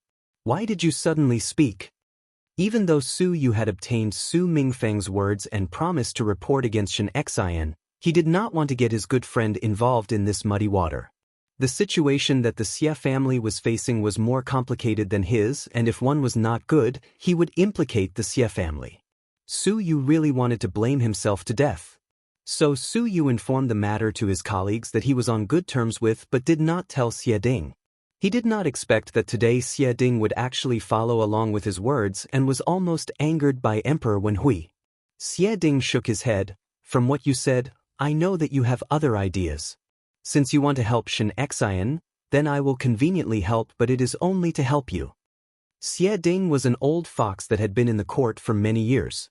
Compared to Shen Xian, who only knew how to fight, Xie Ding was better at the interests of the court. He could see that Su Yu was doing the opposite to help Shen Exen, so he took the opportunity to add fuel to the fire. Hearing this, Su Yu was somewhat helpless.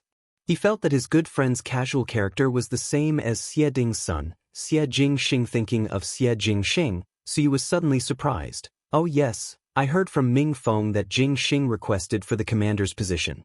Is it true?" Ming Feng also know about it. Xie Ding shook his head and sighed. "Yes, it is true.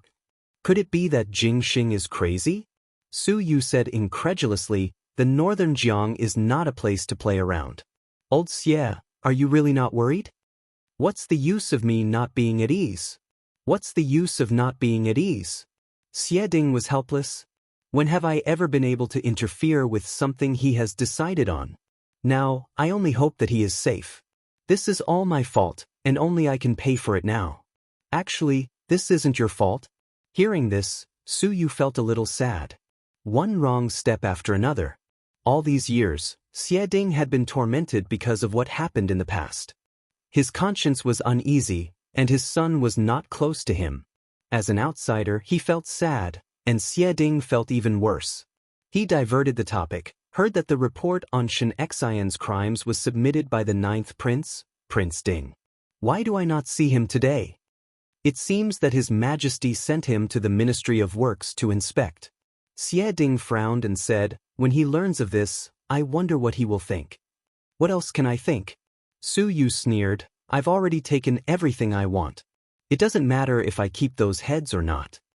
This was the first time Xie Ding had seen Su Yu like this. He was somewhat surprised and asked, that's right, you still haven't said why did you suddenly help Shen Xian? When did you have a friendship with the Shen family? Su Yu looked at the people who had walked far away, and when there was no one around, he then whispered to Xie Ding, AI, how is it me? It is my son Ming Feng. He told me at night that the current Shen family is just an opening for His Majesty, and after the Shen family, it would be inevitable that it would be my Su family. The matter in court quickly spread throughout the residence.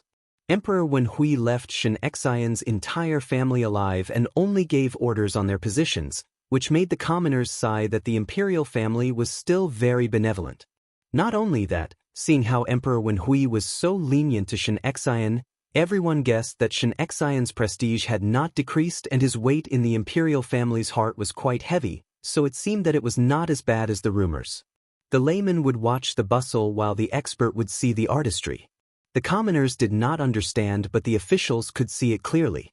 Without the military power, the Shen family was like a tiger without its teeth. It had an empty appearance and no longer had the prestige of the past. In the Shen residence, Shen Gui and Shen Wan were talking about the matter. Even though it was not as severe as they had imagined, they were very satisfied with the military power being taken back. This meant that Shen Xian's reputation and prestige was much lower than theirs. In the western courtyard, when Jingzhi told Shen Miao the news, Shen Miao had just finished her lunch. Young lady. Jingzhi looked at Shen Miao's leisurely appearance and her heart calmed down before asking, young lady is not worried at all. Is it that? Actually, without military power, it is not as bad as what the outside say. Shen Miao wiped her mouth with a handkerchief, no need to be afraid. If it is yours, one would not be able to run away, and if it is not yours, one would not be able to snatch it. Chapter 402. On the day that Shen Xian left the palace and returned to the residence, Shen Miao personally went to the city walls outside the palace to receive him. The rest of the Shen family were naturally dissatisfied with this ending, especially old Shen Foren. She thought that Shen Xian would be unlucky this time and did not think that Shen Xian's life would be spared. But hearing that Shen Gui told her what it meant for the military power to be confiscated, old Shen Foren became happy again. Shen Xian, who had his military power confiscated, at least in terms of influence in his career, he could no longer be compared to Shen Gui and Shen Wan. Old Shen Foren was short-sighted and did not think that the Shen family was now one. When one looked at the Shen family from the outside, naturally they would look at Shen Xian's reputation. With the loss of Shen Xian's reputation, how would the Shen family be as awe-inspiring as it was in the past? But old Shen Foren most likely did not care. In her heart, the Shen Gui and Shen Wan that she gave birth to were many times stronger than Shen Xian. If it was not for the old general's favoritism, how would Shen Xian have today's results? Since Shen Gui was in dire straits, it was not bad to take this opportunity to expel Shen Xian's branch from the Shen family. It was just that how this family would be divided was also a clever method. In the Shen residence, old Shen Foren had the idea of separating from the family, but Shen Miao did not put it in her heart at all. Since things had reached such a stage, it was better to go according to what she had thought before. It was one thing for the emperor to take back the military power, but the Shen family without the military power was indeed nothing to fear. If they continued to stay here, The Shen family would have a lot of enemies and eventually Shen Xian's branch would be forced into a desperate situation. Still need to retreat. Without any reason, Shen Miao remembered Xie Jingxing's warning to her that day. This retreat word was indeed the only way out for the Shen family. He could see the key point with one glance. The carriage stopped at the corner of the palace walls so that it would not be seen by others. Adding insult to injury, those colleagues of Shen Xian who did not agree with him on politics and those who were watching the bustle would not necessarily be guarding the palace doors. Shen Miao was clearer than anyone else what kind of conduct the Fu family had. They wanted to put on a broad-minded attitude but secretly planned to let the other party suffer losses. Shen Xian had an illustrious reputation, and now that his tiger tally had been taken away from him, many people would be happy to see this desolate appearance. Shen Miao had suffered a lot of losses in her previous life, and in Mingqi, she did not have any face left. She could endure the humiliation herself but could not endure her family being treated like this. They could only stop the carriage here and wait for Shen Xian to come out and take them away. Just as he was thinking, he heard Mo Qing's low shout from outside, "Stop!" A gust of wind blew in and Shen Miao's eyes blurred as the curtain of the carriage was lifted and there was one more person in the spacious carriage.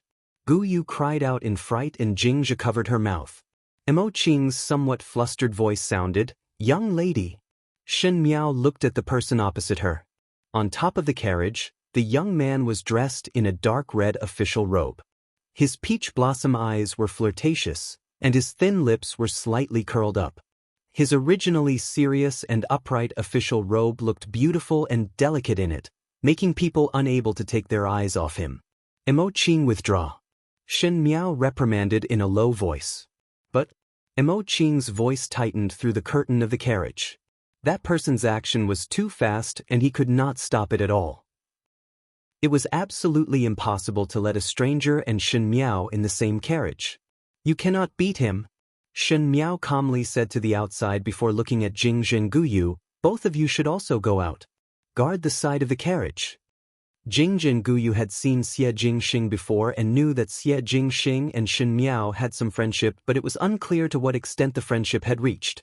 To say it was intimate, both of them would occasionally oppose each other, but to say it was enemies, how would Shen Miao be so lenient to the enemy? But with a few experiences, Jingzhi and Gu Yu also expected that Xie Jingxing would not harm Shen Miao.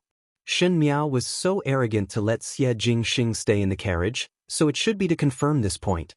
Jingzhi and Gu Yu did not say anything and got off the carriage.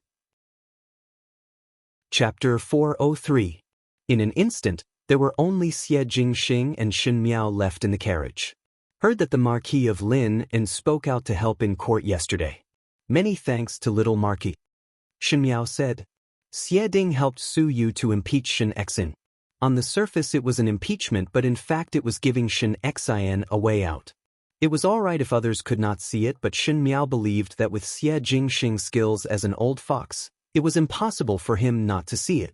Sure enough, when her half-true and half-false words came out, Xie Jingxing's lips hooked up into a smile and lazily leaned back as he loosened his arms. "It is the Marquis of Lineage's own idea and has nothing to do with me." Shen Miao looked at him and smiled. "Then little Marquis came uninvited to my carriage. Is it not to hear my thanks?" She purposely emphasized the words "my carriage." It was obvious that she was very angry with Xie Jingxing for doing this kind of uninvited things. Xie Jingxing stared at her. "You intend to let Shen Xian retreat to the northwest region? Luo family?" Shen Miao's heart jumped, and she looked at Xie Jingxing without speaking. She was thinking like this. Xie Jingxing had given her a retreat route, but she did not want to passively retreat like this. She had not even played this game of chess in Mingqi, so how could she lose the initiative now? Her ambition and her revenge had not even started, and if she was to be suppressed, naturally it would not do. It was not a big deal to have the military power confiscated. What Shen Xian's side valued the most was not the tiger tally that the Fu family thought, but their ability to lead troops into battle. To be able to bring out one Shen family's army, it did not mean that one could not bring out another Shen family's army. And in the currently confiscated military power, Shen Yuan's people had already mixed into the Shen family's army, and that was also Fu Xiuyi's people. It was too tiring to lead such an army and guard against people shooting arrows from the back at any time. Unless one led another clean army. Starting over, the Shen family's military power was gone, but Luo Shuiyan's maiden family, the Luo family, still had it. It was just that the Luo family's military power was not as good as the Shen family's, and the matter of defending the border was not good enough, thus it did not attract the attention of others. Shen Miao had the idea of the Luo family. She wanted to turn the Luo family into another Shen family's army, a trump card that no one knew about. Wasn't the Fu family worried all day that Shen Xen would raise his army and rebel? She would show it to the Fu family. It was just that this kind of secretive thought was actually exposed by Xie Jingxing's sharp eyes. When her thoughts were exposed, the moment of panic made Shen Miao's face flash a trace of embarrassment. If Xie Jingxing knew of her thoughts, this person, the tragic hero who had left a thick and colorful stroke in the history of Ming Qi, what would he do? Threaten her? Tell on her? Or kill her? However, he probably wouldn't have such a chance. What kind of person was Shen Miao? She had experienced the most difficult times in her previous lifetime, and even if she was momentarily shocked, she would quickly suppress the emotions in her heart. She thought that Xie Jingxing was about to leave for the northern borderline, and if this trip to the northern borderline was to follow the route of the previous lifetime, Xie Jingxing would die. He would end up with 1,000 arrows piercing his heart. The deadline of 10 days was almost up. Fate was a hand that could flip the clouds and rain. Xie Jingxing's hands and eyes were omnipotent. So what if his mind was treacherous? In the end, he would not be able to escape that ending. Shen Miao looked up at Xie Jingxing. Xie Jingxing was really good-looking. In the previous lifetime, when Shen Miao stayed in the 6 palaces, she had seen a lot of talented and handsome youths. Even Fu Xiuyi, whom she had been pining for, did not have this kind of grace. Long eyebrows that slanted to the temples, a high nose bridge, thin lips that were slightly raised but very rosy. His smile always had a bit of evilness. His handsomeness was somewhat overbearing, with a clear outline that was hard and cold, but he had a pair of dark and bright peach blossom eyes. When he looked at people, he was affectionate but ruthless, giving an illusion of gentleness. Chapter 404. It was just that under this person's cynical and unruly appearance, only one knew what kind of black heart he had. Xie Jingxing was still a youth and had a youthful handsomeness and heroic spirit, but today he was wearing a dark red court robe which made him look more mature. Fu Ming once read a section of Ming Qi's Xie family's history and lamented, "A young talent, an eternal character, to die young, the sorrow of Ming Qi."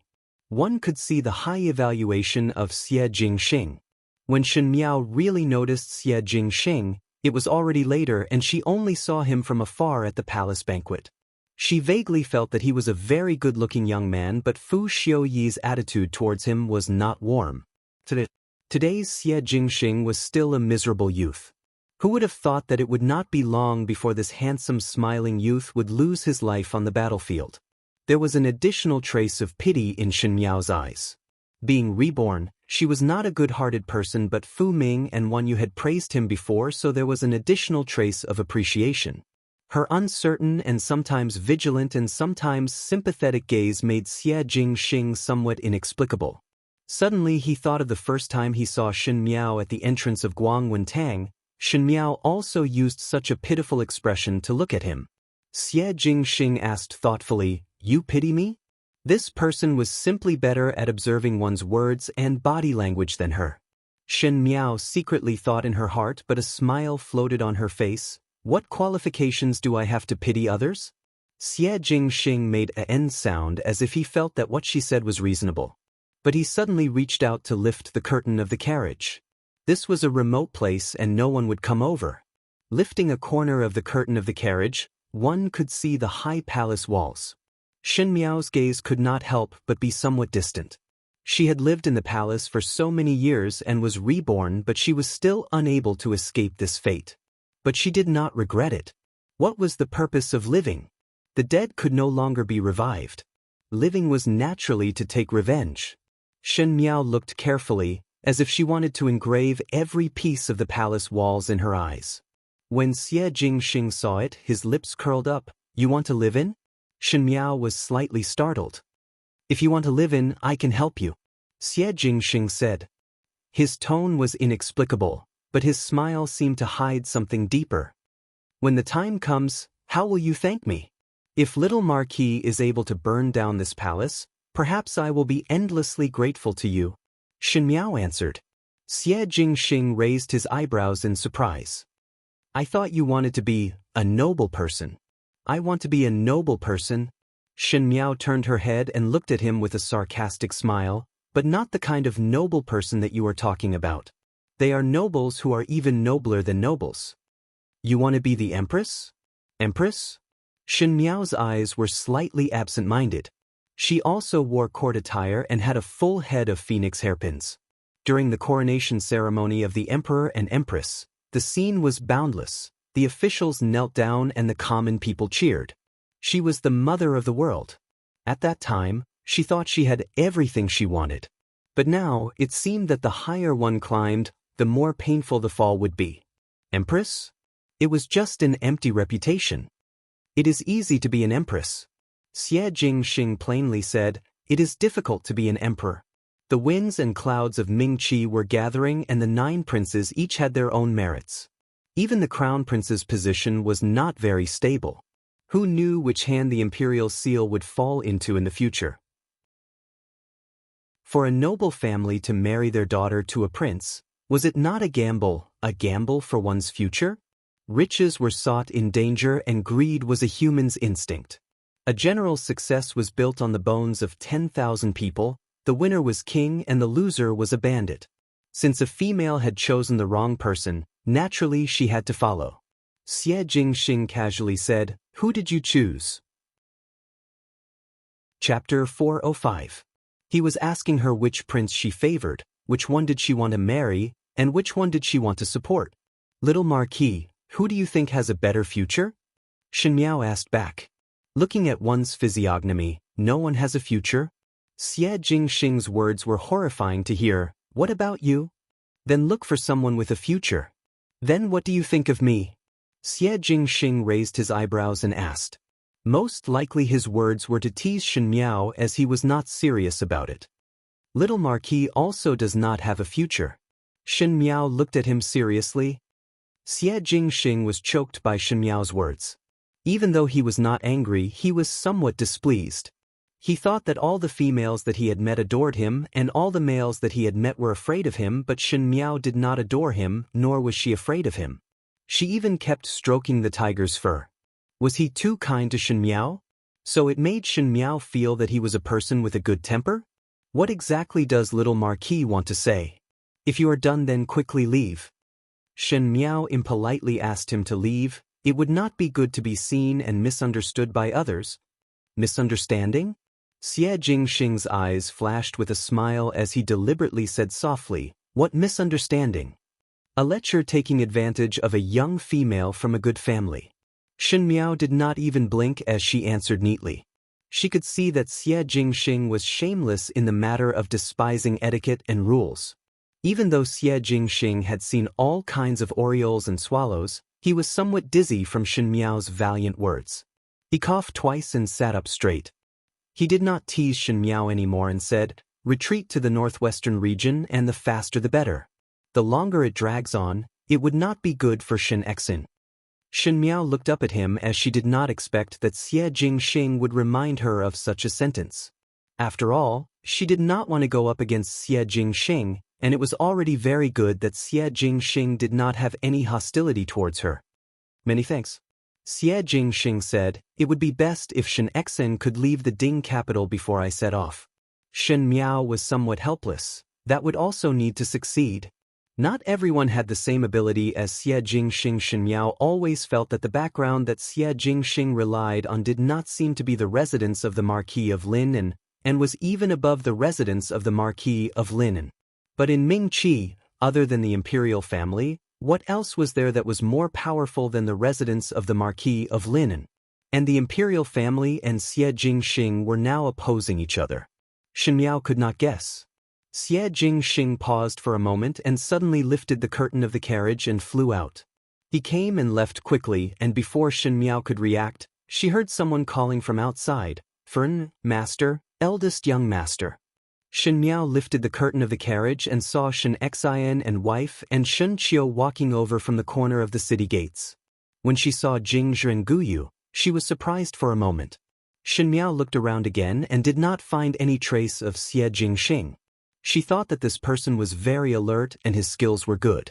To appear and disappear so mysteriously, he could be the ancestor of the gentleman on the beam. Luo Shuiyan saw Jing Zhi and walked over quickly, just in time to see Shen Miao jumping down the carriage.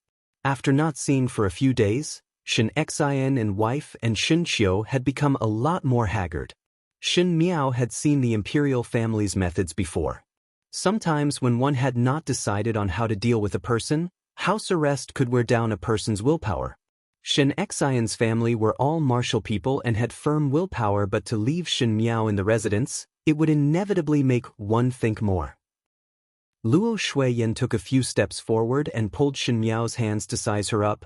"Jiao Jiao, was there anyone who made things difficult for you these few days?" Shen Miao shook her head. Luo Shuiyan then gave a sigh of relief. Shen Qiu asked, "Why did younger sister not stay in the residence and ran over here?" "Heard that father and mother returned to the residence today and feared that there would not be a horse carriage, thus came over to receive." Shen Miao smiled. Chapter 406. Shen Xian moved his lips, wanting to say something, but in the end he didn't say anything. He knew that there were a lot of people watching the show and Shen Miao's action was to avoid the eyes and ears of others, and it was very considerate. It was just that he had promised to protect his wife and child, but now his tiger tally had been snatched away by someone else.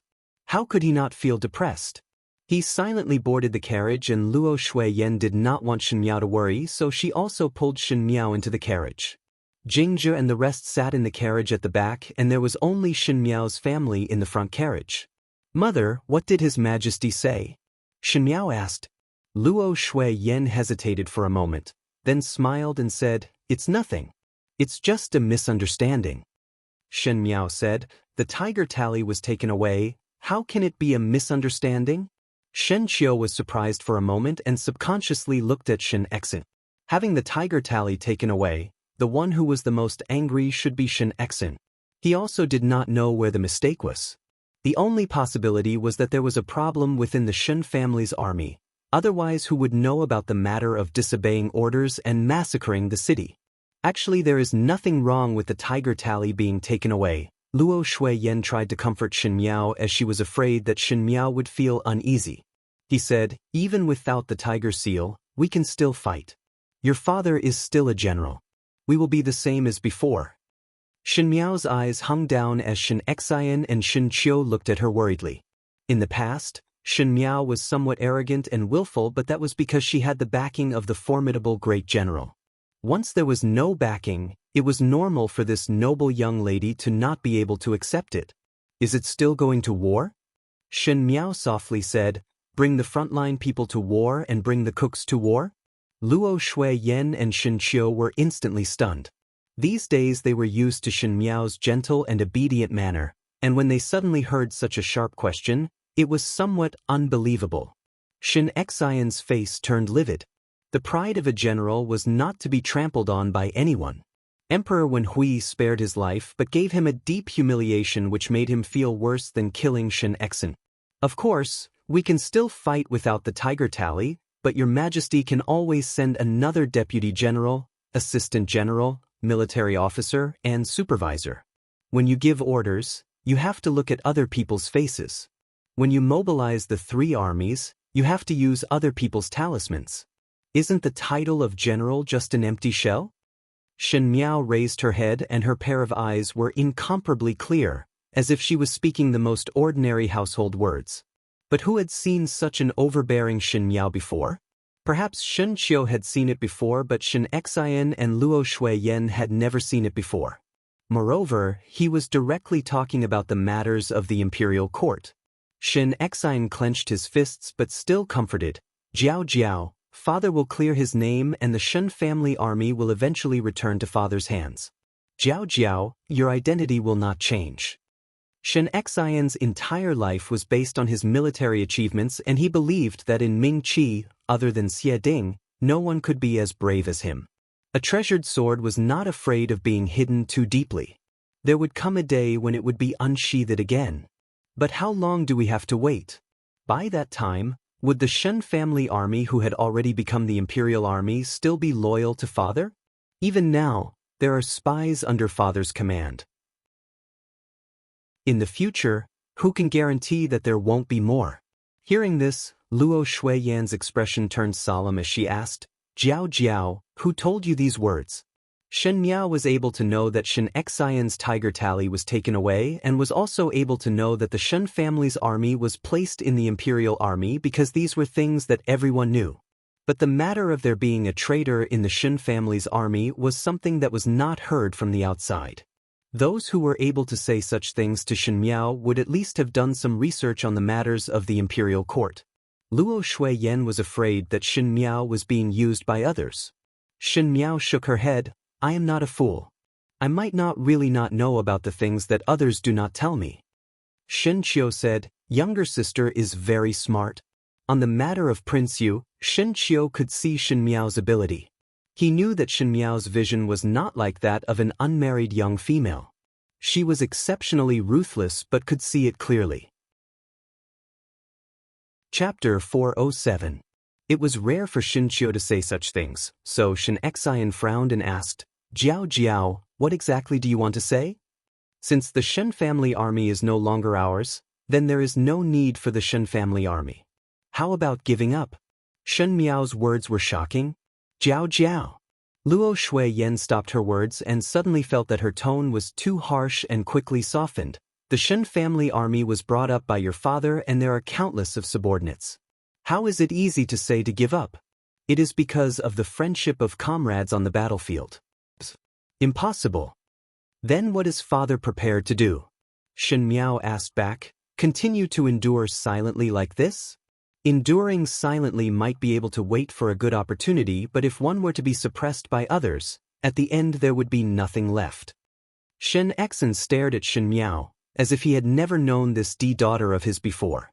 There was a thoughtful expression on his face as he asked, what does Jiao Jiao think should be done? The east side is not bright but the west side is bright. Shen Miao's eyes were astonishingly bright. Father can lead the Shen family army well, why not lead other armies well? Shen Xian was surprised for a moment before he laughed and caressed Shen Miao's head, as if Shen Miao's words made him much happier. He said, indeed a young lady that has not grown up. In this world, how would there be so many soldiers for others to lead? At the end, there was a faint sadness in his words.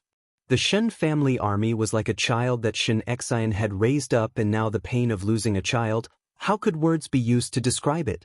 Shen Miao smiled faintly. Then, what about the Luo family?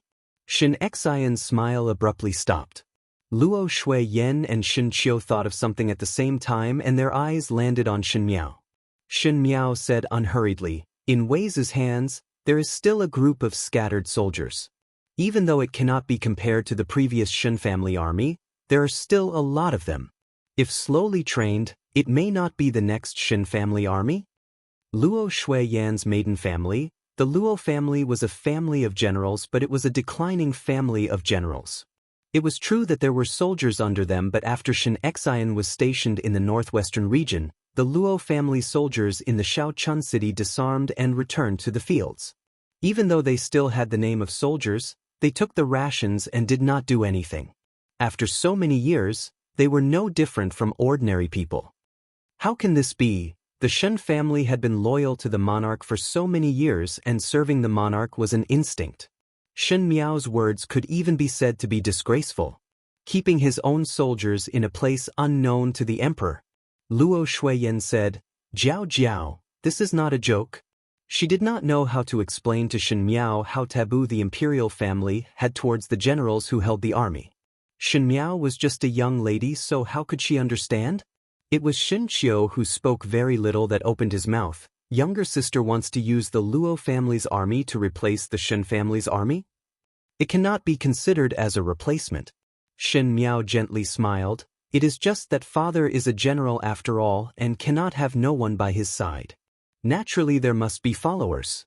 Since that is the case, what is the difference between the Shun family's army and the Luo family's army? With the Luo family's army, wouldn't it be good to have one more chip to protect oneself? She described her rebellious words as self-protection, which at least made it sound less frightening. Luo Shuiyen felt that Shen Miao's words today were somewhat inconceivable, and when she looked up, she saw Shen Xian's tightly knitted brows, as if he was seriously thinking about Shen Miao's words, and felt a headache. Shen Xian looked at Shen Miao and deliberately guided Shen Miao's words. What Jiao Jiao said sounds very good, but the Luo family's army is far away in the Shaochun city. How do we go over? That would have to depend on father's decision. Shen Miao smiled as she looked at him. Perhaps father can try and explain to His Majesty to retreat to the northwestern region and be willing to go to the Shaochun city to defend and set off today. Shen Xian and the three of them were stunned again. The Shaochun city was a small city at the northwestern border and was thousands of mountains and rivers away from the Ding capital. If Shen Xian really made this request, anyone would think that it was because the tiger tally was taken away and this formidable great general was disheartened that he would be stationed at the small border. As for the prestige of the formidable great general, it would be slowly drowned out by history. Shen Xian's tiger eyes stared. This is retreat. There would be talented people appearing in every generation, and it was good to hide one's capabilities and bide one's time, but Shen Xian was no longer a youthful youth. He was already past his 20s, and if he was not used and there was no suitable opportunity to return, even if the Luo family's group of people were trained, he could only stay at the border. It was probably the most tragic thing in the world to be a hero past his prime before his ambition was fulfilled. Talented people would be born in every generation, and it was good to keep a low profile, but Shen Xian was no longer a green youth.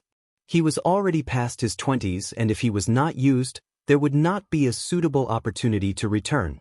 Even if the Luo family's people were trained, they could only stay at the border. It was probably the most tragic thing in the world to be a hero past his prime before his ambition was fulfilled. Retreat in order to advance. There is a saying in the art of war. Father, what are you afraid of? Shen Miao did not give in at all. That pair of clear and indifferent eyes that were facing them for the first time showed a provocative look, afraid of being unable to recover after a setback, afraid of retreating again and again until there is no more retreat, or afraid that time is fleeting and it would be difficult to stand out? These few words made Shen Xian's heart tighten. Not only Shen Xian, Luo Shuiyen and Shen Qiu were also stunned. Shen Xian watched Shen Miao attentively, and he suddenly discovered that this delicate and soft-looking daughter seemed to have inherited the tenacity and arrogance in his bones. Moreover, Shen Miao chuckled, within 2 years, His Majesty will definitely summon father back to the capital. The day we enter the capital is the day we flourish. Chapter 408. The lights in the western courtyard of the Shen residence were also brightly lit throughout the night. Shen Gui and Shen Wan wanted to inquire about it, but Shen Xian directly let his trusted aide guard the courtyard doors so that not even a mosquito could fly in. Trying to find out what was said was easier said than done. In the room, Shen Qiu poured a cup of tea for Shen Miao and said, "Younger sister, speak slowly." Regarding military matters, the Shen family had Shen Xian, Luo Shuiyen and Shen Qiu, but Shen Miao never seemed to have anything to do with these matters.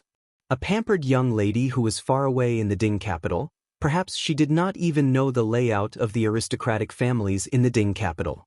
The matters of the military were treacherous and difficult to distinguish, and the forces involved were not as simple as it looked on the surface.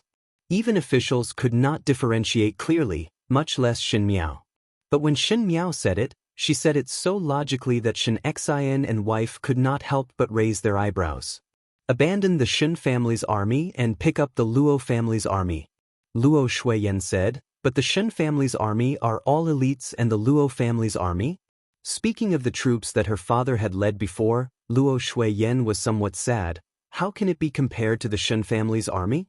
Although the Luo family army is scattered, it is important to be clean. Shen Miao said, there is already a traitor in father's Shen family army, and to bring such a troop to war, who knows if one would be stabbed in the back. As soon as he said this, the three of them fell silent. Everyone did not want to see a traitor among the soldiers who had been by their side through thick and thin, and who had single-handedly raised them up. Shen Xian said, I also thought about what Jiao Jiao said. Shen Qiu and Luo Shuiyan looked at Shen Xian at the same time.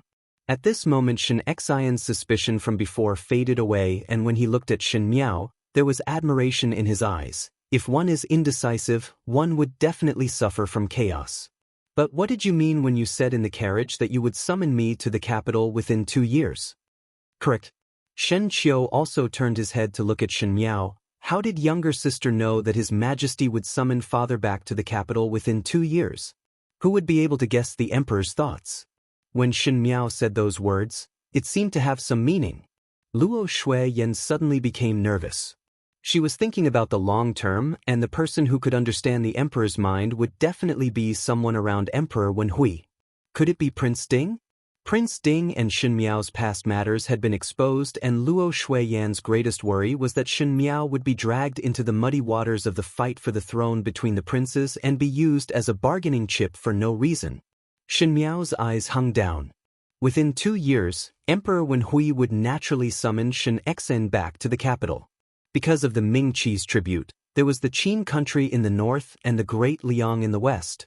Thus the Ming Qi, which was caught in the middle, was in a precarious situation. At that time Emperor Wenhui's health was not very good. The crown prince was bedridden. Prince Zhou and Prince Li fought till their heads were broken and bleeding, and Fu Xiuyi's hidden big net was gradually spread out. Shen Xian was a loyal general and would definitely be used by Emperor Wenhui to deter the enemy countries. Just like in the previous lifetime, even if the imperial family was still suppressing the Shen family's army at that time, they still left a line, and Shen Xian would be squeezed dry by the imperial family to the last drop of oil. It was just that these words could not be said to the outside. Shen Miao gently smiled as she faced the different gazes of the few people. I only had a very realistic dream. In the dream, within 2 years, father would make a comeback and the formidable great general's name would not be disgraced. These words were actually somewhat perfunctory, but Shen Miao said it gently, and her pair of eyes were so clear that even if one did not believe it, their heart would soften by half. Whether one could be recalled back to the capital within 2 years, this was something that no one could say clearly. But whether it was 1 year, 2 years, or 3 or 4 years, it was indeed the best way to retreat to the northwestern region at this moment. Not only was it to make a comeback, it was also because the fight for the throne was currently at an intense time. If the Shen family were to stay in the Ding capital, even if they did not have military power, they would still be implicated. It was this logic to retreat bravely in the face of a crisis. Before achieving success, one must first protect one's family. Chapter 409. This was what Shen Xian thought. He smiled as he looked at Shen Miao. Since Jiao Jiao said that it is a dream, then the dream will definitely come true. Father believes you. He did not intend to delve into the reason at all. The words "father believes you" almost made Shen Miao cry. In the beginning, she wanted to marry Fu Xiuyi no matter what, and Shen Xian actually tried his best to stop her. It was only after she threatened to kill herself that Shen Xian finally relented. The proud general, who had been giving orders all his life, revealed a dejected and helpless expression. He said, "Since you have chosen him, I believe you." So he pushed the Shen family to a dead end. Shen Miao closed her eyes and the tragic past disappeared.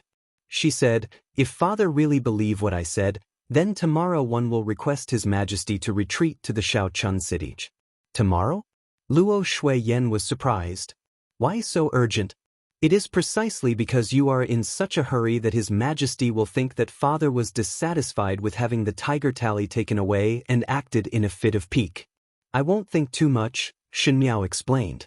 Shen Qiu still wanted to say something, but Shen Xian ordered, "Then do it." Shen Xian. Luo Shuiyan was somewhat anxious. After all, these were all important matters. Even though what Shen Miao said was somewhat reasonable, but to make such a hasty decision was too sloppy. Shen Xian shook his head. "You and I have been on the battlefield for many years, but we are not as clear as Jiao Jiao." He looked at Shen Miao and there was some complexity in his eyes. Finally he stretched out his hand and rubbed Shen Miao's head. If Jiao Jiao is a male, how many people in the world can be compared? Shen Miao looked at him quietly. What she said today was something that an unmarried girl would never be able to think of. What kind of person was Shen Exin? Even though he was a boorish person, it did not mean that he did not have a brain. One fear that he had long seen the suspicious points on her. It was just that Shen Exin did not expose it. Even if he did, Shen Miao would not tell Shen Exin the secret of his rebirth. Perhaps this was the unconditional trust between relatives. Just like how Shen Exin had always been on her side in her previous life. The Shen family will be fine. Shen Miao promised. Father will present the report in the morning court tomorrow. Shen Exin smiled and pulled Luo Shuiyan up, for it should also rest early. Luo Shuiyan wanted to say something, but when she saw Shen Exin's expression, she suddenly shut her mouth. She had followed Shen Exin for so many years, and Shen Exin was naturally full of confidence. She had never seen such a heavy expression before. He was supposed to be a hero revered by the people, but he was going to be stripped of his military power and had to defend a small place at the border. No one was more aggrieved than Shen Exin at this moment. For the first time, her face softened as she supported Shen Exin. All right. It was Shen Qiu who was lagging behind and looked at Shen Miao wanting to speak but hesitating. Finally he could not help but said, "Younger sister, you want father to rebel?" Among the Shen family, Shen Qiu was the clearest about the hostility in Shen Miao's bones. Prince Yu of the first rank coveted her, so she did not leave a single person in Prince Yu residence alive. The Jing family schemed against her, and now she ended up dying without a complete corpse. The emperor had taken away the Shen family's tiger tally and Shen Miao's seemingly retreating action. Was it really just to protect herself? Eating the monarch's salary, one must be loyal to the monarch. Shen Miao smiled lightly. The Shen family has always been loyal to the monarch and love the country, so how would such a thing happen? Eldest brother better not think too much. If the walls have ears and were to be heard by others, one fear that you and I will be in trouble. Shen Qiu paused before saying, "That would be the best. Younger sister, do not do silly things." He then turned and walked out of the room. Shen Miao slowly sat down on her seat. She really wanted to rebel, but how to rebel without leaving behind a bad reputation was also a big matter. The most urgent matter was naturally to avoid disaster. But when she returned, she would definitely send a big gift to the Fu family. Chapter 410. One could only hope that the Fu family could swallow it. The matter of Shen Exin being stripped of his military power was lively for a day in the Ding capital, and on the second day, it was covered by new rumors. There were new things happening in Mingqi every day, and such a scene was not new. But on the second day, it was still Shen Exin's matter that was being discussed in the streets and alleys. It was said that on the second day after the formidable great general Shen Exin's military tally was taken away, he handed a memorial to Emperor Wen Hui in front of all the civil and military officials, proposing to bring the remaining frontline troops and the scattered Shen family guards to retreat to the Shaochun city. The once illustrious great general was going to defend a small place at the borders. Others felt that it was inconceivable, and Shen Exin himself felt even more aggrieved. To feel aggrieved but to take the initiative to submit a memorial, it was obvious that he was dissatisfied with Emperor Wen Hui's punishment and made the decision in a fit of pique. The storyteller in the restaurant explained the matter clearly and logically, saying that Emperor Wen Hui's expression changed on the spot in the throne room and through the memorial at Shen Exin's face. One did not think that Shen Exin was still stubborn and stubbornly requested to retreat to the Shaochun city. Would the emperor tolerate one's pique? Even if one had great meritorious service, it would be useless. Did you not want to retreat to the small place at the borders? Very good. Then you go and defend. Thus the entire Ding capital knew that the formidable great general would be leaving the capital for the Shaochun city tomorrow. Almost everyone in the restaurant was talking about the matter. Some people felt that Shen Exin did the right thing. The formidable great general had become a commander without an army and would be aggrieved to stay in the Ding capital. It was better to go far away and avoid getting tired of it. Some people, however, felt that Shen Exin was held up too high and did not know the immensity of heaven and earth. It was obvious that he had deceived the Emperor first and was lucky to keep his life, but he still dared to throw his face at Emperor Wenhui. If it was not for Emperor Wenhui's benevolence, if it was another ruler, one fear that he would have given a heavier punishment. In Kuai Huolu, Jiu Shu held his chin and looked at Gao Yang. What do you think this Shen Xian's intention is? To abandon the Shen family's army in the Ding capital? If that is the case, then one really have some boldness and is not a reckless martial artist. Gao Yang sighed. To retreat bravely in the face of a crisis, not everyone can do it. After drinking a mouthful of tea, Gao Yang then said to Xie Jingxing, who was silent at the side, "Why are you not speaking?" Xie Jingxing was interrupted and recovered to look at both of them. The Shen family moves too fast. Fast? Jiu Shu was somewhat puzzled. Xie Jingxing played with the teacup in his hand as a faint smile appeared on his lips. Pointing out a path to Shen Miao was to let the Shen family have a way out, but one did not expect that the Shen family's hands and feet would be so fast. He had just been stripped of his tiger tally yesterday, and today he went to the imperial court to ask for permission to withdraw. Shen Xian was a person who sought stability, and to be able to make Shen Xian make such a choice in such a short period of time, Shen Miao must have said something to him. Emperor Wenhui let Shen Xian pack up and leave the capital. On the surface it was to embarrass Shen Xian, but he did not know that his thoughts were completely seen through by a little girl from the Shen family. If one knew about it, one did not know what kind of feeling one would have in one's heart. Xie Jingxing had a feeling that in this game of chess in Mingqi, Shen Miao would perhaps occupy a position that could lift something heavy as if it was light. It was just that. For him who was about to leave the capital, this did not have any meaning. "You Shu will leave the capital with me," he said. "Gao Yang, I will leave the rest to you." Jiu Shu touched his nose and showed some excitement. "All right. Third older brother Xie. The pastries that the chefs here make are just too unpalatable. It is still third older brother's chefs that are good. At least one do not need to starve."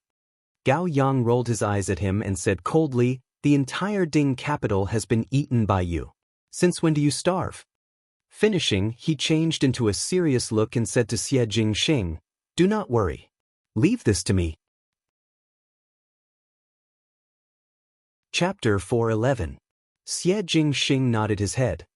The same news naturally spread to other places. The Shen family was a large family in the Ding capital, and there were many colleagues who had dealings with the Shen family. Just because of Shen Xian's prestige, there were many officials who wanted to curry favor with him. But when the wall is down, everyone pushes it, and when the tree falls, the monkeys scatter. When the person leaves, the tea cools. This time Shen Xian was obviously demoted and left the capital. When he went to the crowded Shen family's residence, other than a few families who were on good terms with Shen Xian, there was no one else. Shen Miao made a trip to Guangwentang. To leave the Ding capital, naturally she could not go to Guangwentang. Some time ago, because of Shen Miao's change in temperament, the students in Guangwentang were somewhat afraid of her. But seeing that the Shen family's military power was confiscated, there were unscrupulous faces that ridiculed her.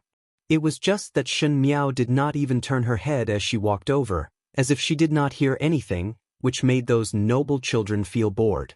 When Feng Yining saw her, she cried and grabbed her sleeves. "What to do? Shen Miao, when will you return after this trip?" Shen Miao was somewhat at a loss with Feng Yining's tears.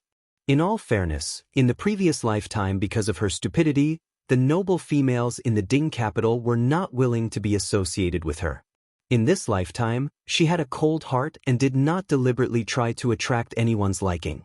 This Feng Yining accidentally became one of her friends.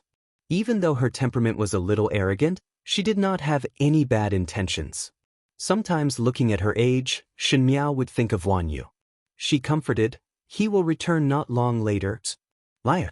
Feng Yining sobbed, "I heard from father that this time General Shen had angered His Majesty. Now that His Majesty is angry, how could he return so quickly? Shen Miao, you have to write to me. By the time you return, will I be married?" Shen Miao almost laughed out, but when she saw Feng Yining's red eyes, she could not laugh anymore. She was clearer than anyone else about the Feng family's ending and Feng Yining's ending. Even though the Feng family would not fall after 2 years, but She patted Feng and Ning's shoulders. It is all right. I will be able to see the day you marry. Feng and Ning still wanted to say something but saw Pei Lang walking in with a book. Pei Lang was dressed in green as he stood on the stage. His gaze landed on Shen Miao and paused for a moment before saying, Shen Miao, come with me. If Shen Miao were to leave Guangwen Tang, it was only right for her to bid farewell to Pei Lang. Everyone did not feel that there was anything wrong. Feng and Ning unwillingly released Shen Miao's sleeves and allowed Shen Miao to follow Pei Lang out of the academy. Pei Lang brought Shen Miao to the triangular courtyard of Guangwen Tang. The teachers of Guangwen Tang all lived in the residences in the academy, and this was Pei Lang's own residence, so no one else could enter. He pushed the door and walked into the nearest study.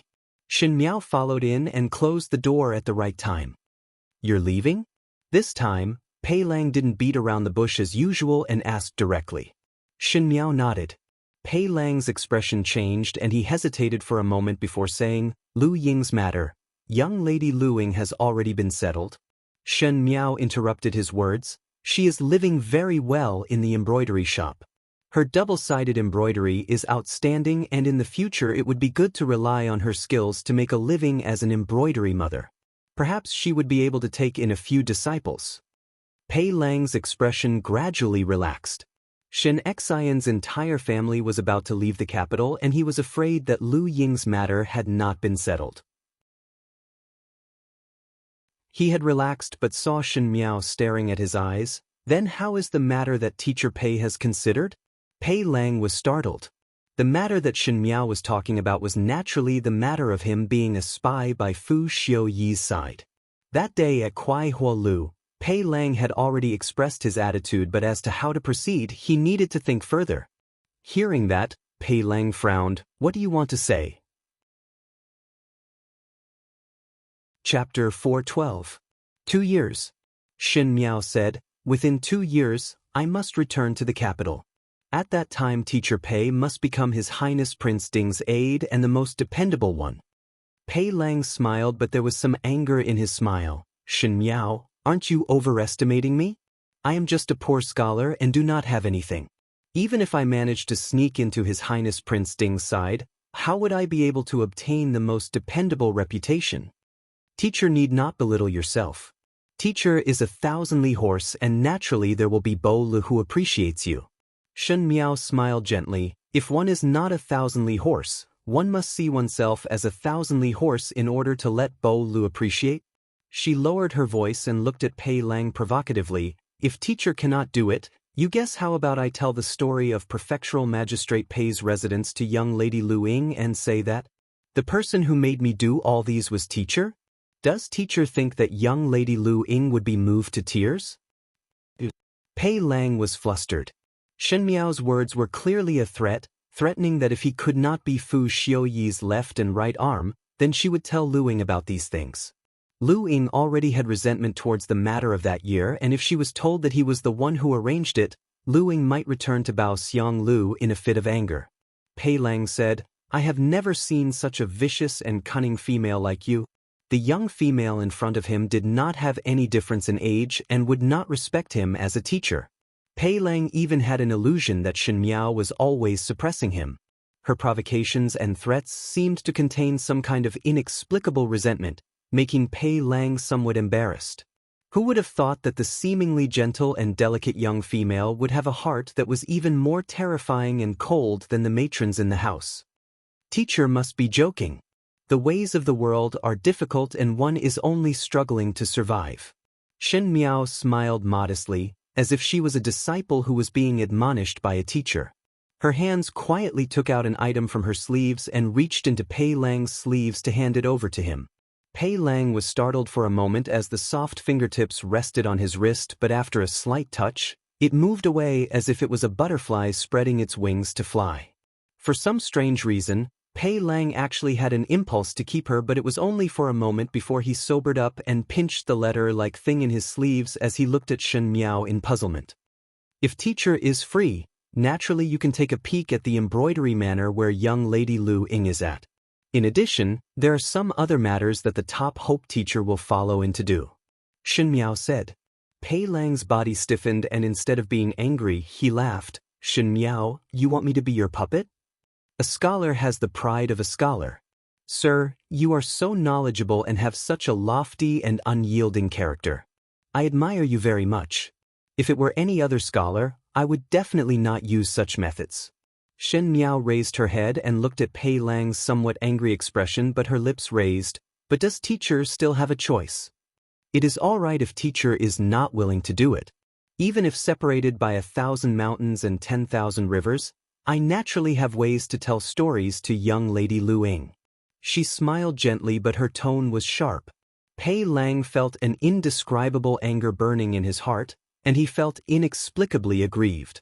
In front of Shen Miao, he did not have any dignity as a teacher. Every time he felt that he wanted to get angry, but when he saw Shen Miao's complacent look, he could not get angry. Pei Lang even thought that in the previous lifetime he owed Shen Miao something, and in this lifetime Shen Miao came to collect the debt? He suppressed the humiliation in his heart and said, "Can one meet your requirements by doing according to the top's instructions? I believe in teacher's ability." Shen Miao looked down. On that letter, it was the things that Fu Xiuyi would do in the next few years. Fu Xiuyi looked like he did not have any ambition on the surface, but he was secretly recruiting knowledgeable people. As for what kind of means to recruit and unearth intelligent people, no one was clearer than Shen Miao. Pei Lang was not an ordinary person, and as long as he revealed a little bit of his talent, naturally Fu Xiuyi would pick him. Chapter 413. And to get Fu Xiuyi's attention, one needed to plan step by step. In the entire letter, Shen Miao did not mention what she wanted Pei Lang to do and only told Pei Lang about the opportunity to get close to Fu Xiuyi. How to get Fu Xiuyi's trust would depend on what Pei Lang did. This was also the greatest trust that Shen Miao could give to Pei Lang. In the previous lifetime, Fu Xiuyi and Pei Lang were on the same boat, and now she was the first to discover this horse and even left a mark on it. She also let Fu Xiuyi have a taste of being betrayed by a close person. She swept a glance at Pei Lang and her heart suddenly felt somewhat apprehensive. The matter that was instructed was done, and she did not want to speak more with Pei Lang before turning around to leave. Shen Miao. It was Pei Lang who called out to her. He hesitated for a moment before finally spitting out 2 words, "Take care." Shen Miao was somewhat surprised but only lightly said, "Many thanks," before leaving. Only Pei Lang was left standing at the same spot, and his eyes were somewhat complicated as he stared at Shen Miao's back. When Shen Miao left Pei Lang's courtyard, she saw a soft white dumpling standing in the garden outside the academy. When he saw her, his eyes lit up as he ran over and cried out in surprise, "Older Shen sister." Su Ming Lang rolled over like a dumpling. Shen Miao. In fact, Su Ming Lang was already over 10 years old this year, but one did not know if it was because the Su family had raised him too well that he was different from Su Ming Feng's mature older brother. Su Ming Lang looked more childish than a 5- or 6-year-old child. He ran a few steps before panting. Shen Miao walked in front of him and held his plump arms. "What is the matter? Older Shen sister, you are leaving?" Su Ming Lang puffed and puffed for a while. "Can I obediently wait here for you to return?" Shen Miao was stunned for a moment. When everyone here knew that Shen Xian was going to the Shaochun city, the first thing they said was, "When will you return or will you not return?" Everyone felt that once Shen Xian left, perhaps he would stay in the Shaochun city forever. Su Ming Lang's first sentence was to wait for her return, as if he was certain that Shen Miao would definitely return to the Ding capital. Shen Miao found it interesting and tapped his forehead before deliberately teasing him. "Who said that I will definitely return? Perhaps I will not return." "Will not?" Su Ming Lang raised his head and vowed, "Older sister will definitely come back." Shen Miao tilted her head and looked at him. When Su Ming Lang said those words, his eyes were firm and there was no trace of doubt. She asked, "Why are you so sure?" "Older brother Xie said that in less than 2 years, you will definitely come back." Su Ming Lang said excitedly. "Brother Xie?" Shen Miao's mind turned. "Xie Jingxing?" Even though father and eldest brother felt that after eldest sister's family left, they did not know when they would return. Father also said that General Shen had angered His Majesty this time, and one feared that His Majesty would not recall General Shen in this lifetime. Su Minglang's childish words carried no harm and did not pay attention to whether his words would hurt Shen Miao or not. He only cared about himself and said, but when older brother Xie came to see eldest brother, he told eldest brother that General Shen would definitely return to the capital within 2 years. Xie Jingxing could actually guess her thoughts so accurately? Shen Miao's heart was somewhat frightened. Even though older brother Xie is a bad person and bullied me, bullied my eldest brother and bullied my father, but the words that he said were all true. This was the first time Su Minglang spoke so quickly, as if he was trying to prove something as he continued. He said that you will come back, then you will definitely come back? Older sister Shen, you will come back, right? As he spoke, his eyes were filled with hope. Shen Miao suddenly thought of Fu Ming and her heart softened as she smiled. What he said is right. I will come back. That is great. Su Minglang jumped up and said word by word with his short fingers, then I will wait here for older sister to come back. When older sister comes back, I will treat older sister to candied haws, small dough figurines, steamed sugar cakes. Shen Miao could not help but laugh again. When she was together with Su Minglang, it seemed that some of the hazy emotions would be swept away in an instant. It was as if time had become carefree. She said, you just listen to your father's words. It is just that. Regarding the matter of me coming back, the words that you said to me today must not be said to other people. If other people were to hear these words, they would parrot the crowd, and when it was passed to Emperor Wen Hui's ears, he might be able to detect some clues. It was fine if there was only one person in this world who knew the thoughts in her heart, but if there were too many people who knew, it would not be good. Su Minglang saw Shen Miao's solemn expression and immediately said obediently, understood. I only told older sister and will not tell others. He then whispered to Shen Miao, older sister Shen, but you cannot tell this to older brother Xie. It was me who eavesdropped. If older brother Xie knew that I eavesdropped, he would beat me up again. In the eyes of the second young master of the Su family, the elegant and noble little marquis of the Xie family was an out-and-out black-hearted bandit. Shen Miao said, all right, I will not say. Chapter 4:14. Shen Xian's household started to pack their luggage overnight, and the most amazing thing was that before they left, they forced old Shen Furen to separate from the family in front of the Shen family. That day when Shen Xian and wife were summoned to the palace, Shen Miao's dispute with old Shen Furen at the residence's doors eventually fell into Shen Xian's ears, and naturally Shen Xian was unable to restrain his anger. The timing to throw stones at a person when they were down was too good that he did not even bother to maintain his face. Luo Shuiyan was even angrier at herself for being blind and treating this family of hoodlums with sincerity. Even though Shen Xian's military power was taken away, he was still a courageous person. When he was really stubborn, even 9 bulls would not be able to pull him back. The clan head would not be able to rush over, but the clansmen would still be there. Before old General Shen left, he hoped that this family would live in harmony, but at the end it still fell apart. Old Shen Furen brought out the skills that she had when she was a songstress in the marketplace and occupied more than half of old General Shen's residence and fields. Shen Miao did not stop this at all. After so many years, because it was not managed well, those shops and fields were not as pleasing as before, and it would be a burden to keep them by one side. Moreover, they were about to go to the Shaochun city, and these things were useless. Shen Xian was not lacking in money, as the emperor had bestowed a lot of rewards every year.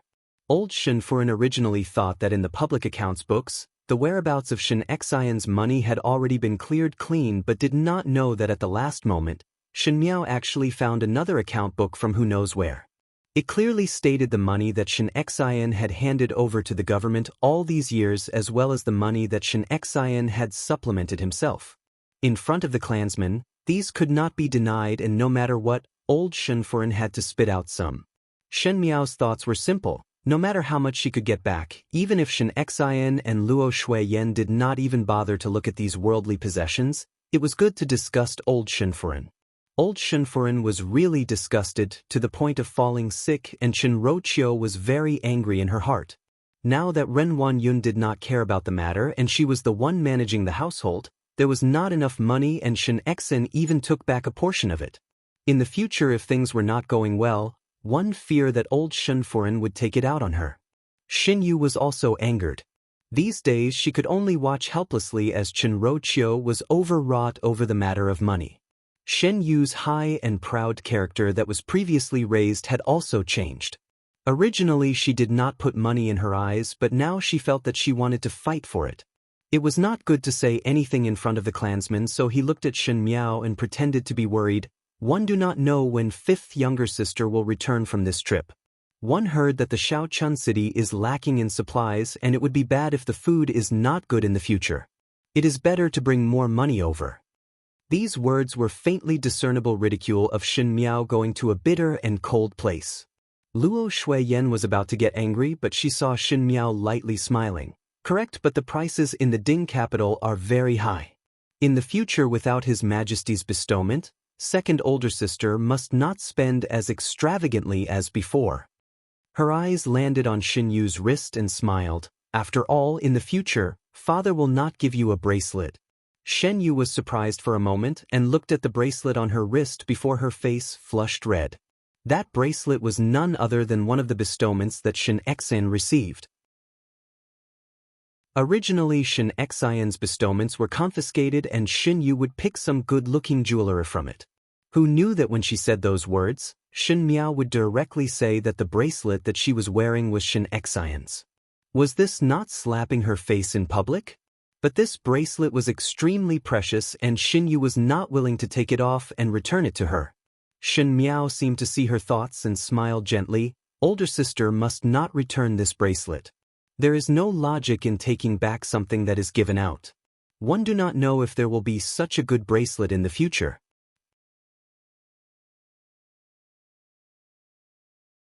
Chapter 415. At this moment, even Shen Wan, who was standing at the side without saying anything, had an ugly expression on his face. The meaning of Shen Miao's words was that it was impossible for Shen Wan to obtain such a good reward based on his own ability. Shen Wan would never be able to reach Shen Xian's level in his entire life. He pulled down his face and looked coldly at Shen Miao before saying to Chen Roqiu and Xin Yu, "Go back." He did not look at Shen Miao again before leaving. Since Shen Xian had already left the capital and his military power had been confiscated, there was no longer a need to put on an act of pretending to be brothers. Shen Wan would never look at those who did not have any value. Shen Gui also cupped his hands toward Shen Xian with some pride and said, "Eldest brother, this younger brother will withdraw first." The figure that brushed his sleeves and left seemed to have some arrogance. When Wan Yinyang saw this, she quickly pulled Shen Dongling and followed up.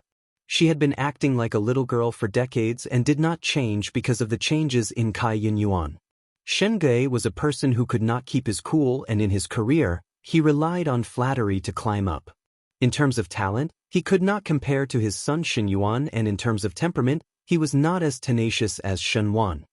He was also heartless, and as long as he obtained a bit of sweetness, he would forget the bitterness he had suffered and was nothing to be feared. Xin Qiu was so angry that he said, "What kind of people are they?" Shen Miao gently smiled but did not answer.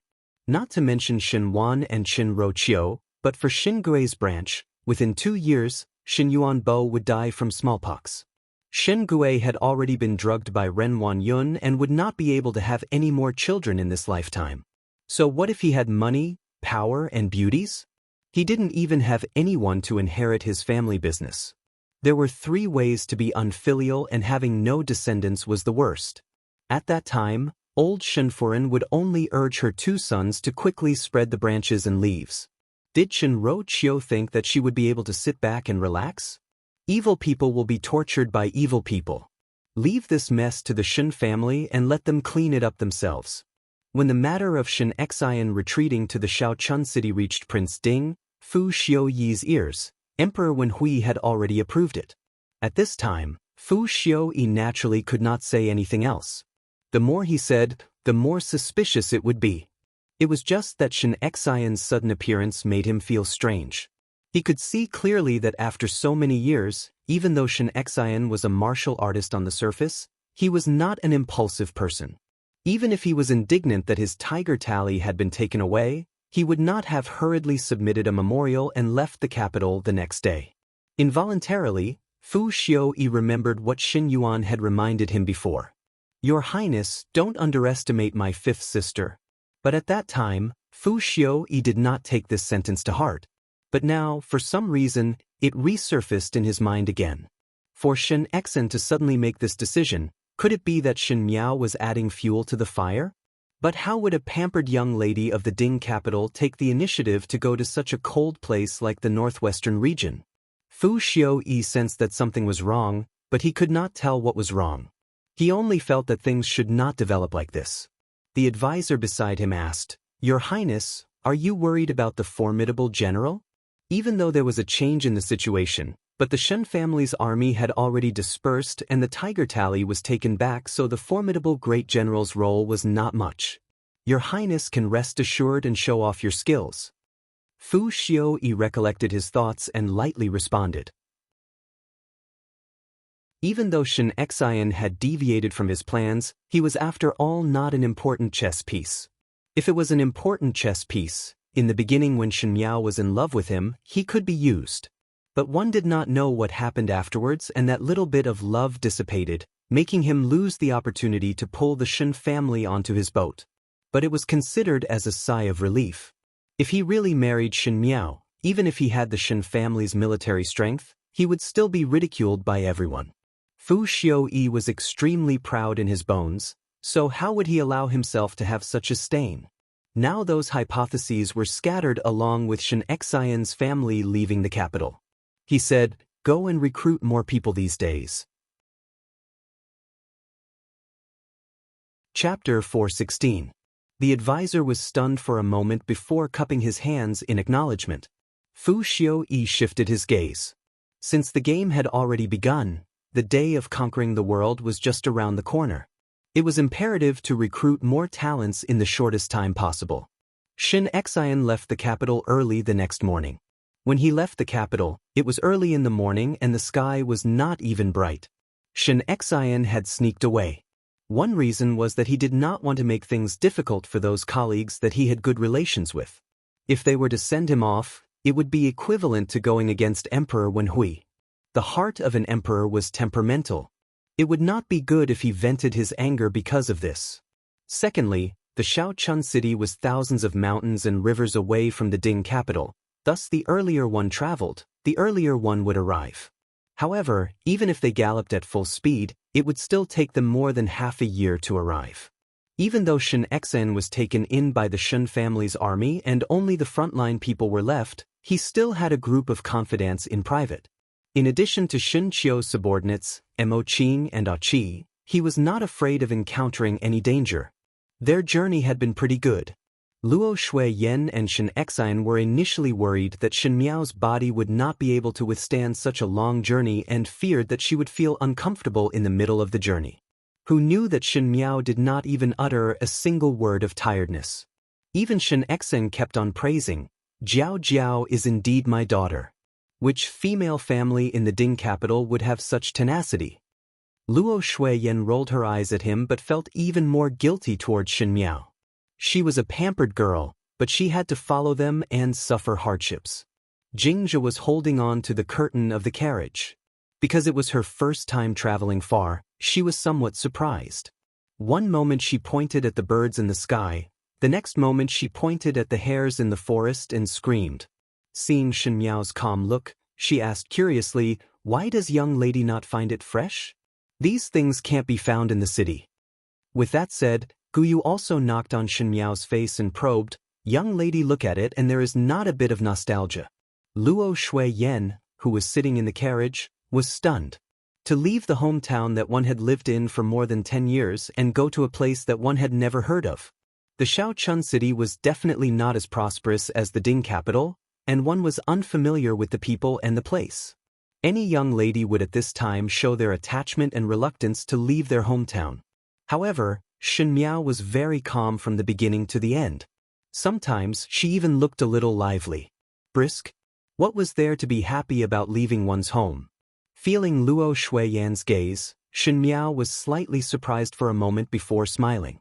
Looking at the scenery outside the carriage, she said, Father, mother and eldest brother are by my side, what is there to miss?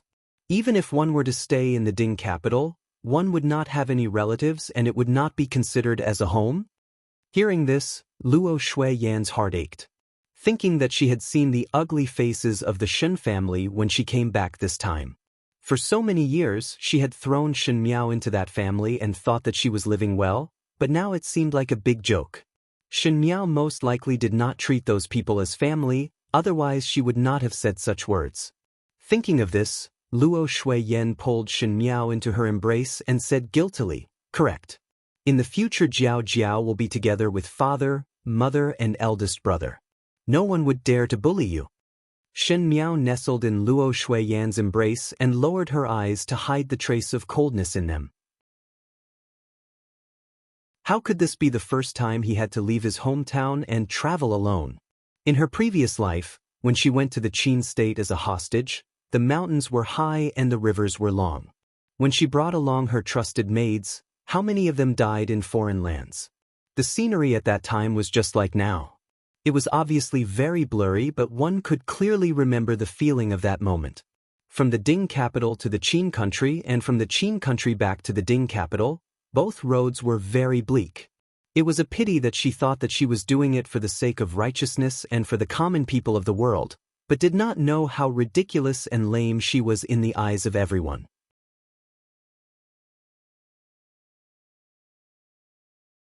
Chapter 417. Now she did not leave alone, and when she returns, she would not be alone. The mountain road was long and unknowingly the sky had turned dark. Because it was a mountain road, there were no inns on the mountain and one could only lodge at a farmer's house. Fortunately, that farmer's family had a warm-hearted temperament and warmly received everyone. They even cooked a lot of food and wine. Because they had to hurry on with their journey, Shen Xian and the rest did not dare to drink alcohol as they were afraid that drinking would cause trouble and delay the next day's departure. It was Shen Miao who did not know if it was because her mood was good or because the plum blossom wine that the farmer's family brewed was sweet and intoxicating that after drinking a few cups, her cheeks turned into a peach color. Why did Jiao Jiao drink so much? Luo Shuiyan initially did not notice, but when she saw it clearly, she could not help but turn pale with fright. Seeing Shen Miao's hand supporting her cheek with a drowsy look, she quickly reached out to check her head. Most likely older sister does not know the power of this wine. The female owner of the farmer's family smiled. The plum blossom wine that we brew ourselves has a sweet taste, but the after effect is strong. Our family's girl often drinks too much and would be drunk. But one would be fine after a sleep and would not feel dizzy the next day. For need not worry. Luo Shuiyan then felt relieved. Shen Qiu looked at Shen Miao's somewhat drunk look and felt it was funny, did not think that younger sister would also get drunk one day. Really interesting. When Shen Qiu returned this time, he saw a calm and gentle Shen Miao. She was so mature that Shen Qiu would sometimes have the illusion that Shen Miao was the older sister. Sometimes he would miss the Shen Miao of the past. Even though she was willful and impolite, she still had the temperament that a young lady should have. Now looking at her appearance, it made Shen Qiu recall the Shen Miao of the past and unknowingly felt some familiarity. Brat. Shen Xian kicked Shen Qiu. Your younger sister is already drunk to this extent and you still make trouble. Shen Qiu quickly stuck out his tongue and pretended to be afraid as he begged for mercy. The whole family, including the farmer's family, were all lively and happy. Where was the disappointment and helplessness of leaving one's hometown? Shen Miao's hand supported her chin as she squinted at the scene in front. Even though this plum blossom wine was intoxicating, she was still somewhat sober. He was indeed very happy today. Everything went according to the plan. In fact, other than letting Shen Xian stay away from the whirlpool of the Ding capital, it was also because there would be a smallpox outbreak in the Ding capital in a year's time. Even though nothing happened in the previous lifetime, she was not willing to let her family take any risks at all. Staying away from the Ding capital meant staying away from danger. Even if he wanted revenge, he had to protect his family first. The lively dinner lasted until late at night before dispersing. The enthusiastic owner of the farm arranged enough rooms for the few of them. Originally, Luo Shuiyan wanted to share a room with Shen Miao, but Shen Miao insisted on staying in the room next to the wall of the farm and even had to sleep alone. It was a separate room, and it was far away from the others. If they moved in, they would be separated from Luo Shui Yen and the others. Shen Xian initially felt that it was not good, and if there was danger, he feared that he would not be able to rush over to rescue, but he did not know what was wrong with Shen Miao that she insisted on staying in that room even though she was drunk. When the mistress of the farmer's family saw this, she smiled and said, "Sister, you probably want to see the flowers outside the wall. The flowers are very beautiful under the snow and all young ladies like it. For need not worry. Even though our place is small, there are no bandits or robbers. If you are worried about sister, it is all right to set up a tent outside and find a few more guards." Only then did everyone realize that when they opened the window of the house against the courtyard wall, they could see a large snow-white garden. There were still winter plum blossoms in the garden that had yet to wither. Under the clear moonlight, the shadows of the blossoms swayed on the snowy ground. It was a very beautiful scene. Shen Qiu was angry and funny at the same time and pinched Shen Miao's nose. "Delicate bag. No wonder you are called Jiao Jiao. You are drunk and still looking forward to a place with good scenery."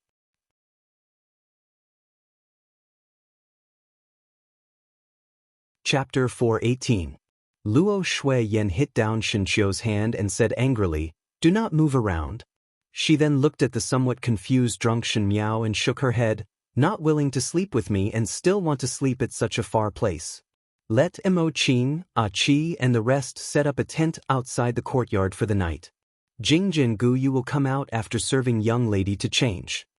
This farmer's house was not like the previous residence in the Ding capital, as there was a bedroom and an outer room that allowed Jingzhi and Guyu to sleep on the small couch in the outer room. Luo Shui Yen and Shen Xian were not harsh people, and there was no reason for Jingzhi and Guyu to sleep on the floor to serve Shen Miao.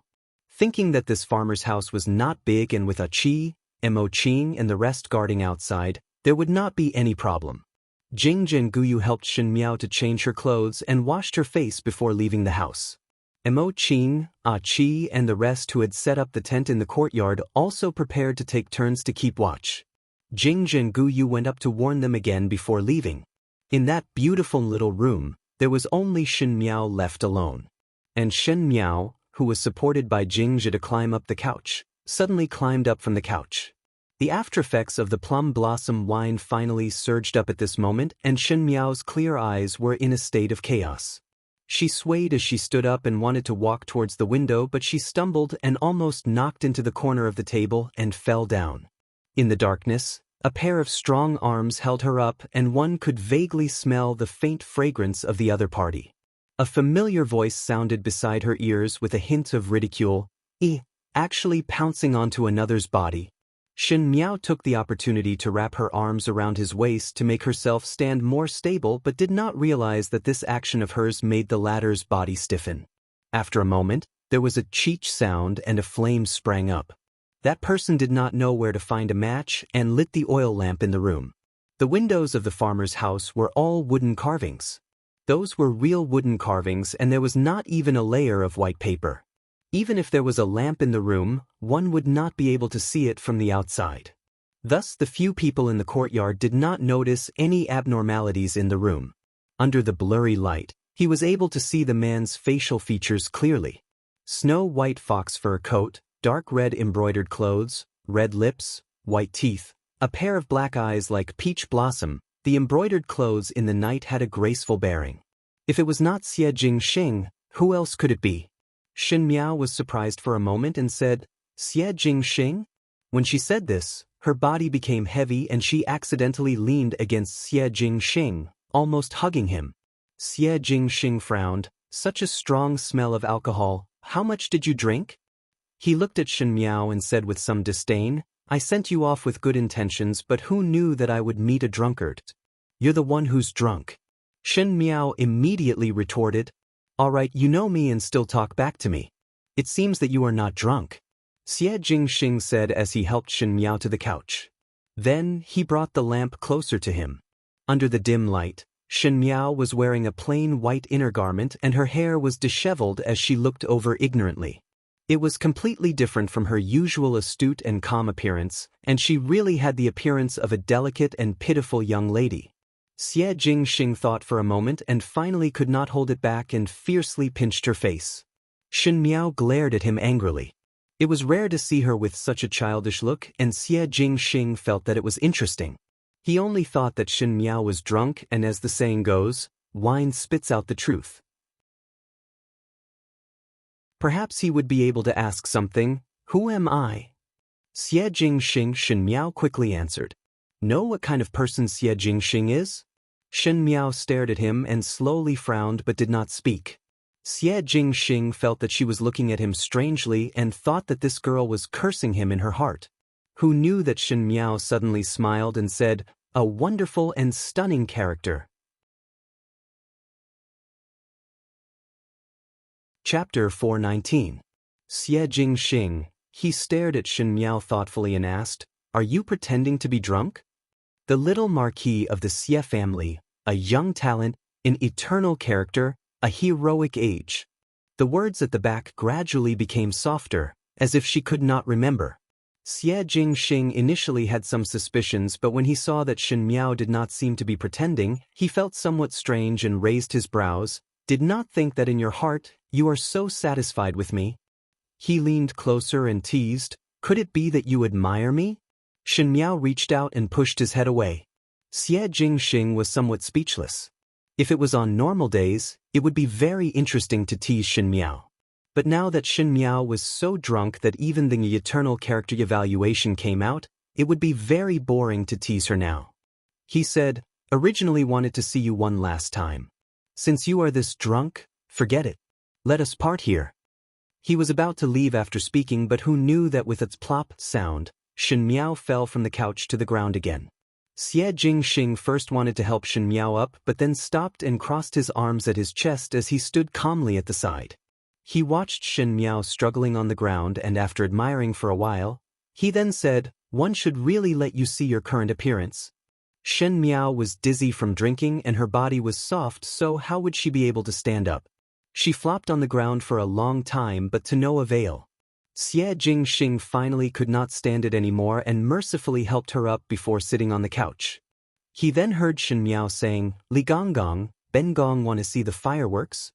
In the quiet night, Shen Miao's words were exceptionally clear.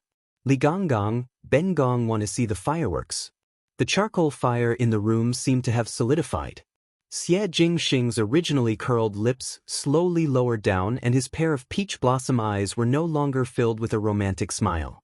He slightly squatted down and his line of sight was at the same level as Shen Miao, who was sitting on the couch. It was a gentle action, but his eyes gradually turned cold. He said, "What did you say?" Shen Miao opened her eyes and looked at him. Under the warm light, her eyes became clearer, and in those clear eyes, there was a hint of drunkenness, which made the young and inexperienced young lady suddenly have a few more womanly charm. She delicately and haughtily stretched out a hand, as if to place it on the hand of a palace servant. She ordered, "Uniquely, I want to see the fireworks. Go and call the crown prince and princess over." "Crown prince? Princess?" Xie Jingxing stared at Shen Miao in front of him. When he smiled, he was as moving as the spring flowers and autumn moon. When he didn't smile, he was as dangerous as a silent abyss. Anyone who looked at him would feel like they were being mocked. He looked at Shen Miao, and as he looked, he suddenly chuckled. Even though there was a smile on his face, there was no trace of a smile in his eyes. He gently hooked up Shen Miao's chin, and when he did such a lecherous action, it was graceful and natural, so gentle that it made one drown in his dark eyes. He asked, "Shen Miao, do you want to be the Empress?" Shen Miao blinked at him and said, "That was originally mine." "Yours?" "Ben Gong's." Xie Jingxing slowly tightened his fingers and Shen Miao frowned in dissatisfaction as she felt pain on her chin. "Little girl, you already have the ambition to be the Empress at such a young age." His tone was unclear, but his eyes were dangerous. A woman with ambition is the most beautiful. "You are still not a woman." Shen Miao also looked at him. Under the bright moonlight, the snowy shadows, the swaying plum blossoms, the two people facing each other. It should have been a romantic scene with beautiful flowers and full moon, but the atmosphere of danger and ambiguity was overwhelming, mixed with probing and danger. She was like a young lady who was raised pampered. If it was an ordinary female, when she grew older, she would only worry about marrying a good husband. But she had been patiently planning step by step, scheming against the world behind her back. Even though one had guessed that she had ambition, but when one really heard it, one could not help but be surprised. Chapter 420. That little girl was covered in thorns. From an idiot to a chess player, from the eye-catching daughter of a general's wife to a noble daughter who had lost her power, it seemed that she had never changed. It was this docile yet ferocious gaze that was filled with nobility and pride. She was born with the bearing of someone who had been in a high position for many years. Her words, uniquely, "I want to go see the fireworks," were long and lingering, like a bell ringing in the quiet night, ringing in people's hearts. Even if it was a dream, her aura could be said to be that of an empress. Right now, she was still a little girl. After a few more years, her beauty and elegance would be hard to conceal. Perhaps she would really have the bearing of a motherly model of the world. Xie Jingxing slowly released the hand that was holding Shen Miao's chin and glanced at her with difficulty. Pausing, he was about to get up and leave but heard Shen Miao muttering, "Xiao Lizi, go and bring Ben Gong's cloak over. Ben Gong is cold." In an instant, he changed from eunuch Li to little Li. Xie Jingxing's originally complicated emotions were stirred up by her and he did not know whether to laugh or cry. He asked, "You order me?" Cold. Shen Miao looked at him aggrievedly. Xie Jingxing took a deep breath and suppressed the thought of picking Shen Miao up and beating her up. He took off his cloak and threw it on Shen Miao. Shen Miao wrapped his cloak and gave him a smile. "Later Ben Gong will reward you with a few bolts of satin." His favor was boundless. Xie Jingxing looked at her expressionlessly. "Many thanks for Nyang Yang's love. This official will take his leave." Just as he was about to leave, Shen Miao grabbed his sleeve. The Shen Miao tonight was too abnormal. Xie Jingxing had never dreamt that the drunk Shen Miao would be like this. He thought that he could take advantage of the drunkenness to bully Shen Miao, but in the end, it seemed that he was the one being bullied. The dignified young master of the Xie family was being ordered around like a eunuch. Eunuch Li? Little Li? Shen Miao pulled Xie Jingxing's sleeves and pulled him down until Xie Jingxing squatted down and was at eye level with her before she was satisfied. She released her hand and grabbed Xie Jingxing's collar. Xie Jingxing was baffled by Shen Miao's actions. One could only hear Shen Miao muttering to herself. Originally in the previous dynasty, when the princess was widowed, the male attendants were kept. Since His Majesty doesn't treat me well, I'll treat it as my husband's death and find a male companion. When Xie Jingxing heard the first part of the sentence, he couldn't understand it, but when he heard the latter part he found it unbelievable. He stared at Shen Miao. "In your dream, is it a disfavored and crippled empress? It's not falling out of favor." When Shen Miao heard it, she glared at him. Xie Jingxing nodded his head and said lazily, "Cursing the death of one's husband after falling out of favor. You must be the poison empress. But you look really good." Shen Miao suddenly said, "Are you the new gigolo?" Xie Jingxing, that princess of the previous dynasty, found a handsome male, and Ben Gong had seen the portrait before, but felt that he was not as beautiful as you. Shen Miao said, "If you follow Ben Gong will ensure that you will not have to worry about food and clothing in the lower half of your life." Xie Jingxing was initially shocked by Shen Miao's words of gigolo, but when he heard the latter sentence, he was completely stunned. Being treated as a male pet? He was still in a daze when he saw the hand that was grabbing his collar suddenly exerted strength, and there was a soft thing that stuck to him.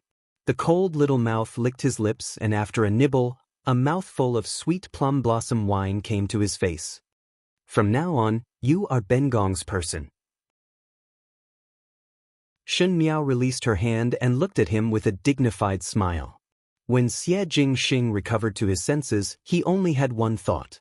He wanted to strangle this female in front of him. But just at this moment, a whistle was suddenly heard from outside. That was the signal given by his people. Mo Qing and the rest had noticed the movements. Xie Jingxing gritted his teeth and glanced at Shen Miao before flying out. Qi opened the door but saw that there was nothing inside. He scratched his head and said, "There is no one. Most likely there was a mistake." Emo Qing frowned. In the snow where the plum blossoms were swaying, there was a bit of uneasiness on the dark red-robed handsome youth's face. When the middle-aged man beside saw the situation, he could not help but ask, "Master seems to be somewhat uneasy. Just now, what happened inside?" He only went to bid farewell to the young lady of the Shun family, so why was there something wrong when he came out? The meaning in the red-clad youth's eyes was unclear. "Tai Yi, I look like—" Tai Yi was puzzled. "Like what?" "Forget it."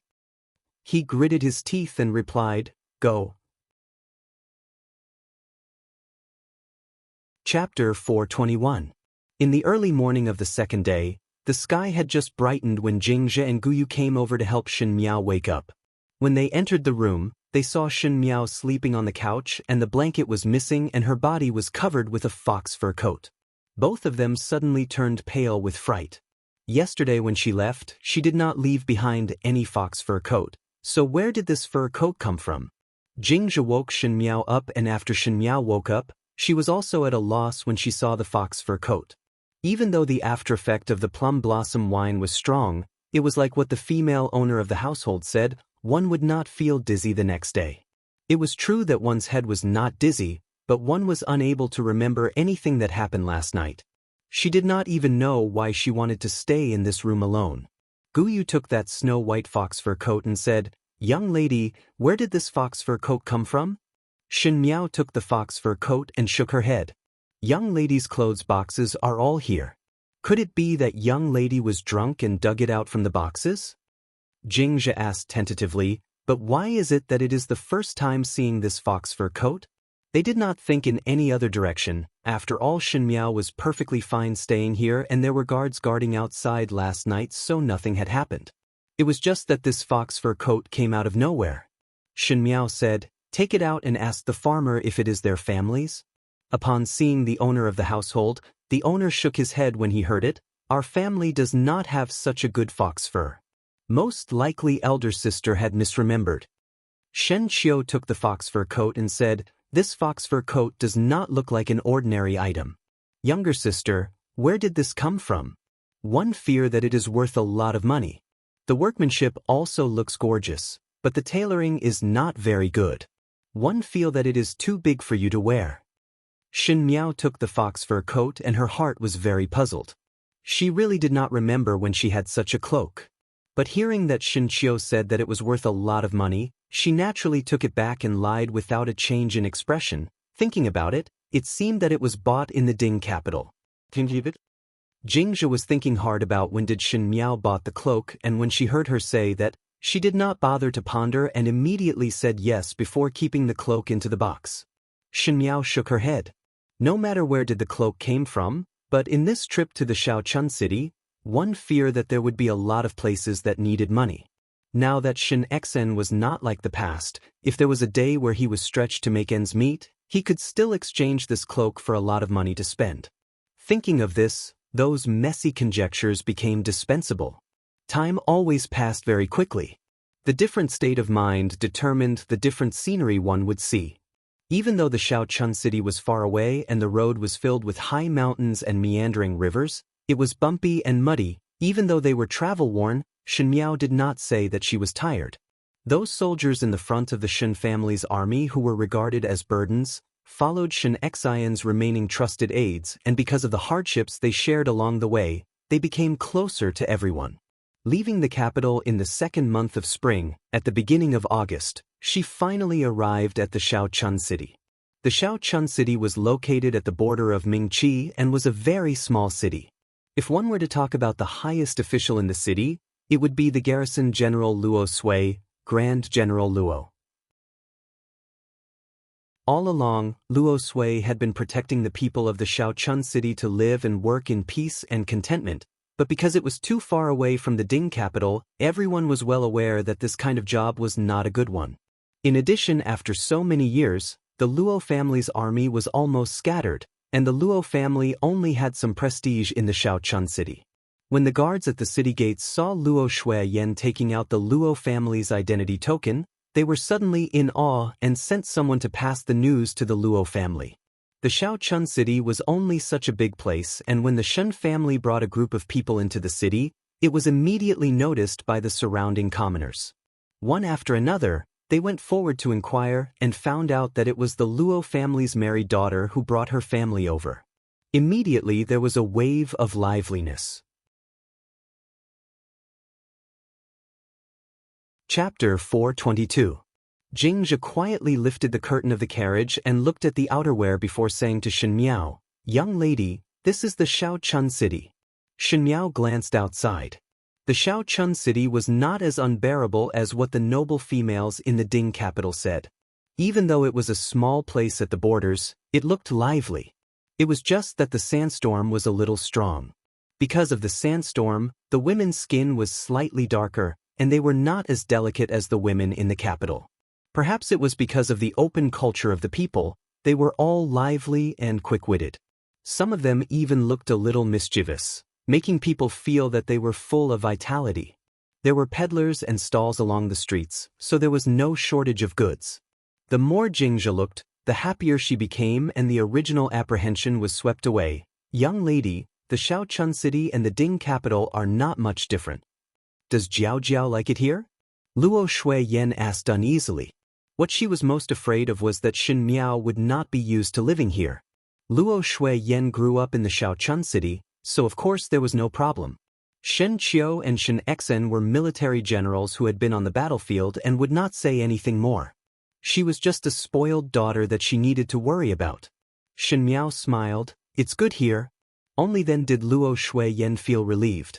She smiled and said, "Let's go to your maternal grandfather's house. You haven't seen your grandfather since you became a governor. You have 2 uncles, 3 older brothers, and 1 older sister. They're all good people. I'm sure they'll like you very much when you get there." Luo Furen died early and Luo Sui had been a widower for so many years. The Luo family had 3 siblings, and Luo Shui-yen was the youngest. When Shen Miao was born, the Luo family came all the way to the Ding capital to see her once, but after that, because the Shaochun city was too far away and one could not leave this side, Shen Miao and the Luo family had never met before. In the previous lifetime, Shen Miao's impression of the Luo family was also very vague, and now that she heard Luo Shui-yen saying it, she also smiled. At this moment, many people had already gathered in front of the Luo family's gate. There were commoners who came to watch the show, and of course, there were also people from the Luo family. Luo Sui stood at the very front, and behind him were 2 middle-aged couples. Behind the couple were 3 youths and a young girl. The youths all had upright features and were awe-inspiring. Although they were still young, they had the demeanor of a valiant general. The girl's skin was a healthy wheat color. She had a pair of almond-shaped eyes and a small diamond-shaped mouth. One look and you could tell that she was a shrewish person. She pulled the youth beside her and asked, "Big brother, what kind of person do you think my cousin is?" The young man who was stopped by her had a good temperament. He said warmly, "He should be a good person." "What do you mean by not bad? Can't you make it clearer?" The young girl was unrelenting. "Is she pretty? You see those Ding capital young ladies that came to our Shaochun city? Each and every one of them are very beautiful, but their temperament is so delicate that it makes one feel disgusted. Moreover, the official's young lady that came to the Shaochun city as a guest last year said that she knew Biao's younger sister. She lowered her voice, but because of her crisp voice, it could still be heard. One heard that Biao's younger sister's reputation in the Ding capital is not good." "Tan!" A loud shout interrupted the young female's words, and it was Luo Sui who opened his mouth and stared fiercely at that young female called Tan. The young female quickly straightened her body and stuck out her tongue and no longer spoke. She did not speak, but a slightly younger and more lively lad came over and pulled Tanner's hand, saying, "Grandpa is so biased. This cousin has not come yet, but he is already protecting her like this. I want to see what kind of person this Biao's younger sister is." Shen Xen had been fighting in the northwest region all year round and would pass by the Shaochun city whenever he went to the northwest border, thus he would come over every year. Shen Qiu and the Luo family also knew each other. If one were to say that the person that the Luo family was most interested in was Shen Miao, whom they had never seen since she was born. The world was so big that it could be said that it was big, but it could also be said that it was small. In the Shaochun city, there would occasionally be some officials who were demoted or passing by, so they would know a thing or two about the rumors in the Ding capital. What kind of person was Shen Miao? Regarding the rumors of the idiot D daughter, it was also famous in the Shaochun city. Chapter 423. Hearing of one's reputation was not as good as seeing. Today one could finally see it. There were so many commoners surrounding outside, and speaking of which, the majority of them wanted to see what Shen Miao looked like. Just as this young female and that youth were whispering, a line of horse carriages slowly came over, and the ones riding at the front were Shen Exen and Shen Qiu. Behind them was a group of soldiers. "Father!" Shen Exen got off the horse, and Shen Qiu quickly followed up and ran to Luo Sui with a smile. "Waizu?" Luo Sui's gaze swept across the father and son pair before landing on the horse carriage. After all, it was not nice to see too much, as Luo Sui wanted to see his own granddaughter the most. A slightly plump foreign with a friendly smile said, "Youngest Gu and Jiao Jiao should be in the horse carriage. One fear that they are tired after walking for such a long time." Just as the words were spoken, one saw the curtain of the horse carriage being lifted, and Jingzhe and Guyu helped Luo Shui Yen down. Luo Shui Yen then reached out to the horse carriage, and a young female came down. That young female bent down from the horse carriage, and when she raised her head, a pretty face was revealed. When she turned her head back, Luo Shui Yen was already holding her hand and walking forward. "Jiao Jiao, let us go home." The young female called Tenor opened her mouth but did not speak. The Shaochun city was windy and dry, thus the young females had dark skin, and it was rare to see fair skin, not to mention such a white and juicy young female. That young female's brows were very delicate, and because of her snow-white skin, it was even more picturesque. Black eyebrows, black eyes, a small nose, and rosy lips. However, the most surprising thing was her temperament. She was held by Luo Shui Yen and looked like a very delicate young female, but under Luo Shui Yan's valiant and heroic bearing, she did not seem as weak as the iris flower. Instead, she looked more dignified and noble, as if she was the leader. The surrounding commoners and the Luo family were somewhat dumbfounded. One's bearing was important when looking at a person, but a woman's aptitude was the most important, and beauty was secondary. This Shen family's young female's aptitude was more captivating than her appearance. She followed Luo Shui Yen step by step until she was in front of Luo Sui. Luo Sui was tall and had deep eyes and a high nose. Compared to Shen Xian's boorishness, he appeared more serious and unreasonable. He frowned as he stared at Shen Miao. With such a cold look, if it was a young lady with less courage, she would have been scared to tears. Moreover, Shen Miao looked like a delicate and noble young lady from the Ding capital, so everyone thought that she would be scared out of her wits. Tanner and the young man beside her raised the corners of their mouths to watch the show. Shen Miao raised her head and looked at Luo Sui. Her brows relaxed and her body was soft. Apparently she was not nervous because of Luo Sui's reaction. Her eyes were calm and she even smiled slightly. That kind of attitude of a superior towards a subordinate actually made Luo Sui stunned for a moment. The attitude of the superior towards the inferior? The Luo family in the Shaochun city was in existence like the Lord of the Earth city, so how could there be someone in a higher position? After Luo Sui was stunned for a moment, he suddenly laughed out loud. When she smiled, the nervous people around her were all shocked. Luo Sui patted Shen Miao's head and shouted energetically, "Girl, why did not call me?" "Grandfather," Shen Miao answered meekly. Luo Shui Yen heaved a sigh of relief. Luo Sui and Shen Exen were different. Shen Exen pampered Shen Miao to the heavens, but Luo Sui was a strict father since young. Even she herself had some fear of Luo Sui when she was young. Now that Luo Sui was older, he was not as dignified as before, but the habit of scaring young ladies had not changed. She was afraid that Shen Miao would be scared, but fortunately Shen Miao's reaction was not that big. Faintly, Luo Shui Yan's heart was somewhat proud. Shen Miao's attitude made Luo Shui Yen sigh of relief, but at the same time, it made the surrounding people somewhat surprised. The young ladies from the Ding capital did not seem to only know how to cry and live extravagantly, and seemed to have some courage. Tana was unconvinced as he whispered to the young youth, "Must be pretending not to be afraid."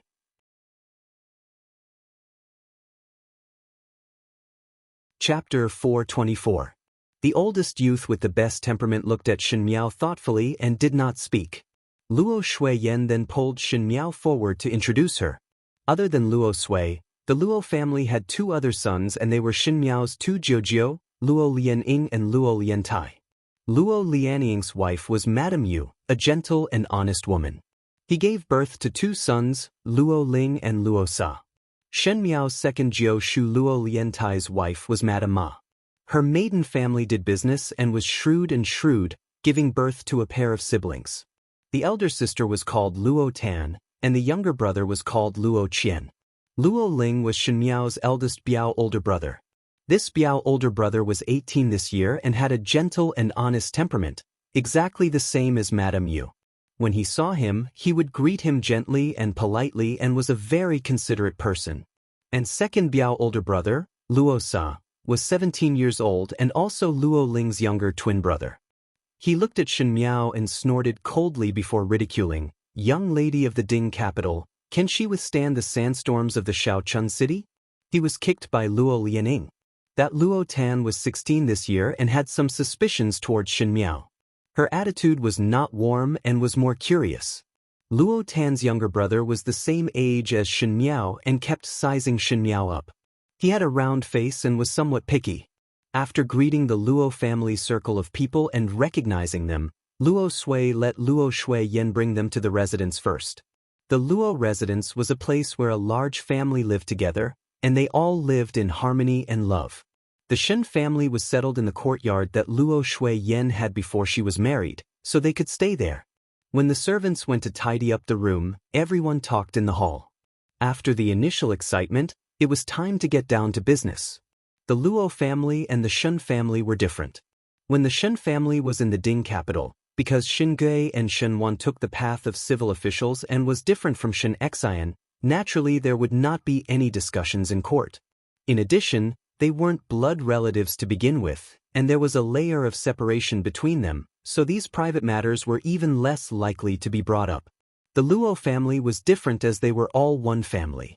Not only Luo Lianying and Luo Liantai could listen, Luo Ling and the other juniors could also listen, and even the females could listen. After Shen Xian's family came, they naturally wanted to listen to it. "Yen, what plans do you have for the future after returning to the Shaochun city?" Luo Sui asked. Shen Xian had previously written a letter to inform about the matter of his tiger tally being taken away and retreating to the Shaochun city. It was just that they were too far away at that time to discuss it. Now that they were right in front of him, he had to ask about it. Luo Shui-yen smiled and said, "Why does father ask like this? Since one came to the Shaochun city, naturally one should live well here." Regarding the matter of reviving the Luo family's army, Luo Shui-yen and Shen Xian still did not know how to tell Luo Sui. With Luo Sui's inflexible character, he would need some grinding. Third younger sister. It was Luo Lianying who opened his mouth. He glanced at Shen Xian and hesitated for a moment before asking, but the Shen family army was taken in just like that. Is there really no turning back? They were generals, so they understood the significance of an army to a general. Shen Xian had been on the battlefield for so many years, and it was not easy for him to suddenly be an idle, ordinary person. If it was them, they would also be indignant. Shen Xian cupped his hands and said, "Eldest brother, rather than complaining, it is better to let nature take its course. The Shaochun city is also very good. I also want to spend some time at the place where Shui-yen lived." Hearing that, Luo Sui looked at Shen Xian a few more times and the serious expression on his face eased up a little. "It is rare that you have changed your temperament." Everyone was clear about Shen Xian's fiery and straightforward temperament, so for him to say such peaceful words was indeed out of everyone's expectations. Shen Miao looked at the Luo family's different expressions and suddenly asked, "Grandfather, one heard that there are two Jew at the Shaochun city's border." Chapter 425. As soon as these words were spoken, the surroundings instantly became silent. A moment later, Madame Ma reacted. She was a straightforward person and said with a smile, "Jiao Jiao, don't be afraid. Those Turks are outside the city and don't dare to come in. Even if they come in, our Luo family soldiers can chase them away. They've been safe and sound for so many years. There's nothing to fear." Shen Qiu also thought that Shen Miao was afraid and softly comforted. Jiunyang said correctly. "Jiao Jiao need not be afraid." Shen Miao's eyes drooped down. The Shaochun city was a small place at the borderlands, and in the borderlands, there would always be nomads invading. The Turks in the east were one such group. These Turks were physically strong and had capable horses, making them extremely fierce in battle. If they were to fight with real swords and spears, Ming Qi's side would be at a disadvantage. But because the Shaochun city was easy to defend and hard to attack, coupled with the Luo family's prestige, these two Zhu dared not advance and only dared to harass at the borders. Every year from August to October, the grasslands where the two Zhu lived would be dry, and the two Zhu would come to the Shaochun city to snatch things. All he had to do was chase these small fights away. The commoners were used to this, so they didn't take it to heart. But Shen Miao remembered that in this year, a major event happened in the Shaochun city. She nodded her head and nonchalantly said, "The Luo family army is as brave and fierce as father's Shen family army. In that case, if the two Zhu were to attack the city, one fear that they would be able to resist." Luo Sui's expression stiffened, and Luo Lianying's and Luo Liantai's expression did not look good either and could be said to be somewhat embarrassed. When there was no opponent, the Luo family would not be able to cope with such a huge expenditure of troops and horses. Moreover, Emperor Wen Hui in the Ding capital simply did not care about the Shaochun city. Thus, after so many years, the Luo family's army was no different from dispersing. The officers and soldiers went home to farm or do business. The Luo family army that was left behind was just a bunch of loose traders. Other than going to the border every year to intimidate the Turks, he basically did nothing else. Comparing the Luo family's army with the Shen family's army was simply slapping the Luo family's face. Luo Sa immediately turned hostile and looked at Shen Miao with anger. "What do you mean?" Luo Ling quickly pulled him back and looked at Shen Miao warmly. "Second younger brother's words are too serious.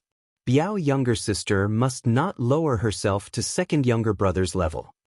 Those from the Ding capital are indeed different." Luo Tan's mouth twitched. "We've lived here for so many years without any problems, but cousin is always afraid of this and that. Don't worry, the Turks will not enter the city. It's already been so many years." Shen Miao gently smiled. "What if one enters the city?" Luo Tan did not expect that Shen Miao would refute and could not help but be surprised for a moment. Luo Sui, who was sitting on the high seat, did not speak. The Luo family's education of the younger generation was like this: to let them fight for themselves and discuss on their own. There were some things that one would only be able to find out more by exploring on their own. The elders just watched quietly from the side. Shen Miao's words just now had some meaning, but since Luo Sui did not speak, it was not good for Luo Lianying and the rest to speak, so they could only watch the younger generation speak. "How can he enter the city?" Luo Tan angrily retorted. "Those Turks only want some rations and tools. Once the 10th month is over, the drought will be over and they will not dare to act recklessly. After entering the city, we still have to fight." "How can it be that easy?" Shen Miao's expression did not change as she lightly said, "Only food and tools for more than 10 years. Don't you feel that it is too easy to satisfy?" Everyone was surprised for a moment. Luo Qian's age was similar to Shen Miao, and he asked curiously, "Biao youngest sister, what do you mean?" "If it was me, I would not be so satisfied." Shen Miao replied warmly, "There are brave soldiers, strong horses, and retreating grasslands. All of these, as compared to the scattered soldiers in the Shaochun city and the broken weapons, are much better. Why not fight for it? If one does not fight, it is because one is not familiar with the route to the Shaochun city. But after exploring for more than 10 years, for such a small city, even if one only comes once a year and only goes to one place every time, the map can be drawn out." She tilted her head and smiled. "When two armies confront each other, one side is fully prepared but do not take action. Is it because of the rules that have been observed for so many years and must be abided by? Who said it?" Chapter 426. For a long time, no one in the room spoke. The two Jew did not have any ambitions towards the Shaochun city, and every time because of the lack of supplies, they would snatch things, and everyone was used to it. Who knew that Shin Miao's words today from another aspect, a aspect that they had never thought about before, awakened them from their dreams. Not bad, the Turks had everything, so why couldn't they have ambition? If the two Jew wanted to take over the Shaochun city, how could the people in the Shaochun city resist? Luo Sa's expression also slowly changed. He looked at Shin Miao, and even though his tone was still not good, compared to the anger just now, it had eased a lot. He said, "Then what do you want to say? I see that the Luo family's army is not as tightly gathered as the Shin family's army." Shin Miao said it politely. How was it not as tightly gathered as the Shin family's army? It was obviously a plate of loose sand. Seeing the flash of pain in Luo Sui's eyes, Shin Miao smiled gently. When one was young, one had heard from mother about the heroic bearing of Wai Zhu leading the Luo family's army into battle. Wai Zhu had never thought of restoring the glory of the Luo family's army. The glory of the Luo family army was restored once again. Everyone in the room sucked in a breath of cold air. Even Shin Xian and Luo Shuiyan looked at Shin Miao with some disbelief. Luo Qian's and Luo Tan's eyes brightened. The younger generation would always look forward to unlimited glory, and the scene that Shin Miao described would at least greatly satisfy the vanity of the youths and females. Luo Ling and Luo Sa were older and did not show that eagerness, but there was still a trace of expectation in Luo Sa's eyes. Luo Sui looked at Shin Miao for a while and suddenly laughed. "You, this little girl, your ambition is not small. It is rare for a place like the Ding capital to be able to raise such a hard bone like you." His words were filled with appreciation towards Shin Miao. Luo Shuiyan and Shin Xian immediately felt honored. But it was only for a moment before Luo Sui sighed and said in an unclear tone, "It is just that, girl. To restore the glory of the Luo family's army, how would it be as simple as you said? Soldiers, horses, and rations all cost money. How could the Luo family afford it? It's useless to raise an army. Little girl, do you want to waste all the money of my Luo family on this? Soldiers are trained for 1,000 days to be used in a single moment. But those soldiers were raised by the treasury silver, like the Luo family's army that was far away in a small place. Emperor Wenhui could rest assured and naturally would not allocate any silver for the Luo family to bear the expenses of such a troop. Yet, they didn't know who they should be dealing with and who they should be fighting against. It was indeed sad. The imperial court is not willing to give the Luo clan money because the Luo clan's army is not outstanding. But if the Luo family army's prestige was outstanding and they won the battle, His Majesty would take the initiative to send money to them in order to appease the various factions in the court. As for the enemy, Shen Miao smiled gently. Far away there is the Qin country and Great Liang. Nearby there is the Tuju and Xiong Nu Ming Qi never had a lack of opponents, and with the advancement of their military strength, naturally they would be sent to further battlefields. Grandfather, what do you think? Let's not talk about what she said, but the way she talked and smiled as she analyzed the various forces, and the way she smiled and tilted her head could be seen clearly. She was obviously a pampered young lady from a noble family, but she made people feel that she was a tenacious woman who had climbed from the bottom of society. Luo Sui suddenly got angry. He suddenly stood up and flicked his sleeves before saying coldly, "There is no need to mention the matter of reorganizing the Luo family's army. I do not agree. Shui Yan, bring them down to rest. There is no need to discuss this matter in the future." Finishing, he did not even look at the people in the hall and turned to leave. Luo Sui's anger was inexplicable, and Luo Shuiyan was also very puzzled. Shen Qiu touched Shen Miao's head and firmly stood on Shen Miao's side. "Younger sister is good." Luo Sa swept a glance over and whispered to Luo Ling, "This Biao younger sister is not simple." Luo Ling smiled and said, "Perhaps." Luo Tan's lips twitched. What is so great about just talking glibly? Even grandfather was angered. Luo Qian shook his head and his eyes stared at Shen Miao, who was talking to Shen Qiu. Not only glibly talking, she also looks very pretty. Older sister is prettier than you. Luo Tan glared at him fiercely. Chapter 427. The days in the Luo family was thus settled down. Shin Xian and Shin Qiu were masters that could not stay idle, and would train the soldiers at the simple and crude training grounds outside the Luo family's residence. Naturally, they were training the front line of the Shin family's army. Those frontline soldiers were the kitchen soldiers, and after being tormented by Shin Xian daily, they were miserable, and Shin Xian also trained till he was angry. Luo Shuiyan was busy visiting friends and relatives. The Shaochun city was the place where she lived during her childhood and teenage years, and there were many close friends here. Every day she would bring Shin Miao out to visit her old friends, and inexplicably, Shin Miao got to know a bunch of Furins. Initially everyone served young Lady Jiao, who came from Mingqi, cautiously, and the food she ate was the most elaborate, the silk thread was the most delicate, the snacks were made in different ways, and even the flowers and plants were trimmed more beautifully than before. In the past, those female officials who came to the Shaochun city from the Ding capital had some temper, and everyone was afraid that they would not be careful and not serve Shin Miao well. Who knew that after staying for a period of time, one would discover that the previous thoughts were superfluous. Shin Miao blended in very well in the Shaochun city, and did not receive any special treatment. There would occasionally be hail in the Shaochun city, and Shin Miao was only somewhat curious and not afraid. After a long time, the Luo family gradually put down their guard against this Biao young lady. Among the 4 juniors of the Luo family, Luo Ling and Luo Sa had started to take up positions in the guards, and were rarely seen. Luo Tan and Luo Qian spent more time at home, and when Shin Miao gave her a mirror, Luo Tan shook hands with Shin Miao. As for Luo Qian, he had a lively temperament, and was like a grown-up Su Ming Lang, pestering Shin Miao all day to tell her stories of the Ding capital.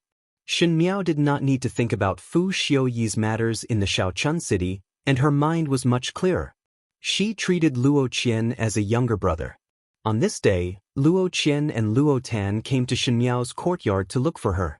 The Shaochun city was not comparable to the Ding capital, and if one went to the Ding capital, one could still go shopping. The big and small shops would not be finished even after a few months, but the Shaochun city was small, and there was not much to shop after a few days. Shin Miao stayed in the residence, and Luo Qian and Luo Tan felt bored, so they came over to talk to her.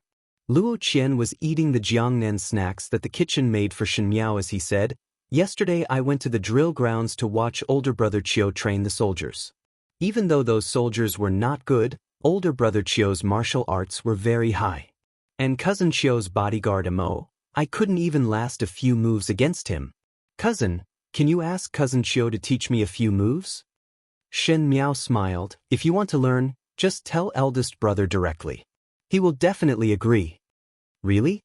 Luo Qian's youthful nature instantly made him happy. Speaking of which, it was strange. Most of the gentlemen in the Ding capital were arrogant, but because they had experienced too many things in their youth, they would show some slyness that was not commensurate with their age. However, the younger generation of the Luo clan was different. For example, Luo Qian was sincere and straightforward. He had the innocence of a young man, and it was easy for others to have a good impression of him. Luo Qian was also very close to this good-looking and docile little Biaomei and had long regarded her as one of his own. He said, "Qiu Biaomei's martial arts are really very good to look at. Is he the number 1 person in the Ding capital?" No. It should be the number 1 person in Mingqi? Eldest brother and second brother's martial arts are the best among us, but still lost to older brother Qiu's hands. Luo Tan, who had been flipping through the picture book, finally could not bear to listen anymore. She bit the tangerine in her mouth and rolled her eyes at Luo Qian. "Are you stupid? So ignorant and ill-informed. Not to mention the Luo family's people, not to mention that I am your older sister. Really shameful." Shin Miao was already used to Luo Tan and Luo Qian, these 2 siblings, bickering all day long. Sure enough, Luo Qian was not convinced when he heard it. "What do you know? How am I ignorant and ill-informed? You mean that older brother Qiu is not the number 1? You're tuning in to the Passion Pages YouTube channel. We're so grateful for your support, and don't forget to subscribe to join us on this incredible journey through captivating stories. Your generosity through donations truly makes a world of difference, as it's the primary source of revenue that allows me to expand and enhance this channel for you. Thank you from the bottom of my heart for being a part of this adventure.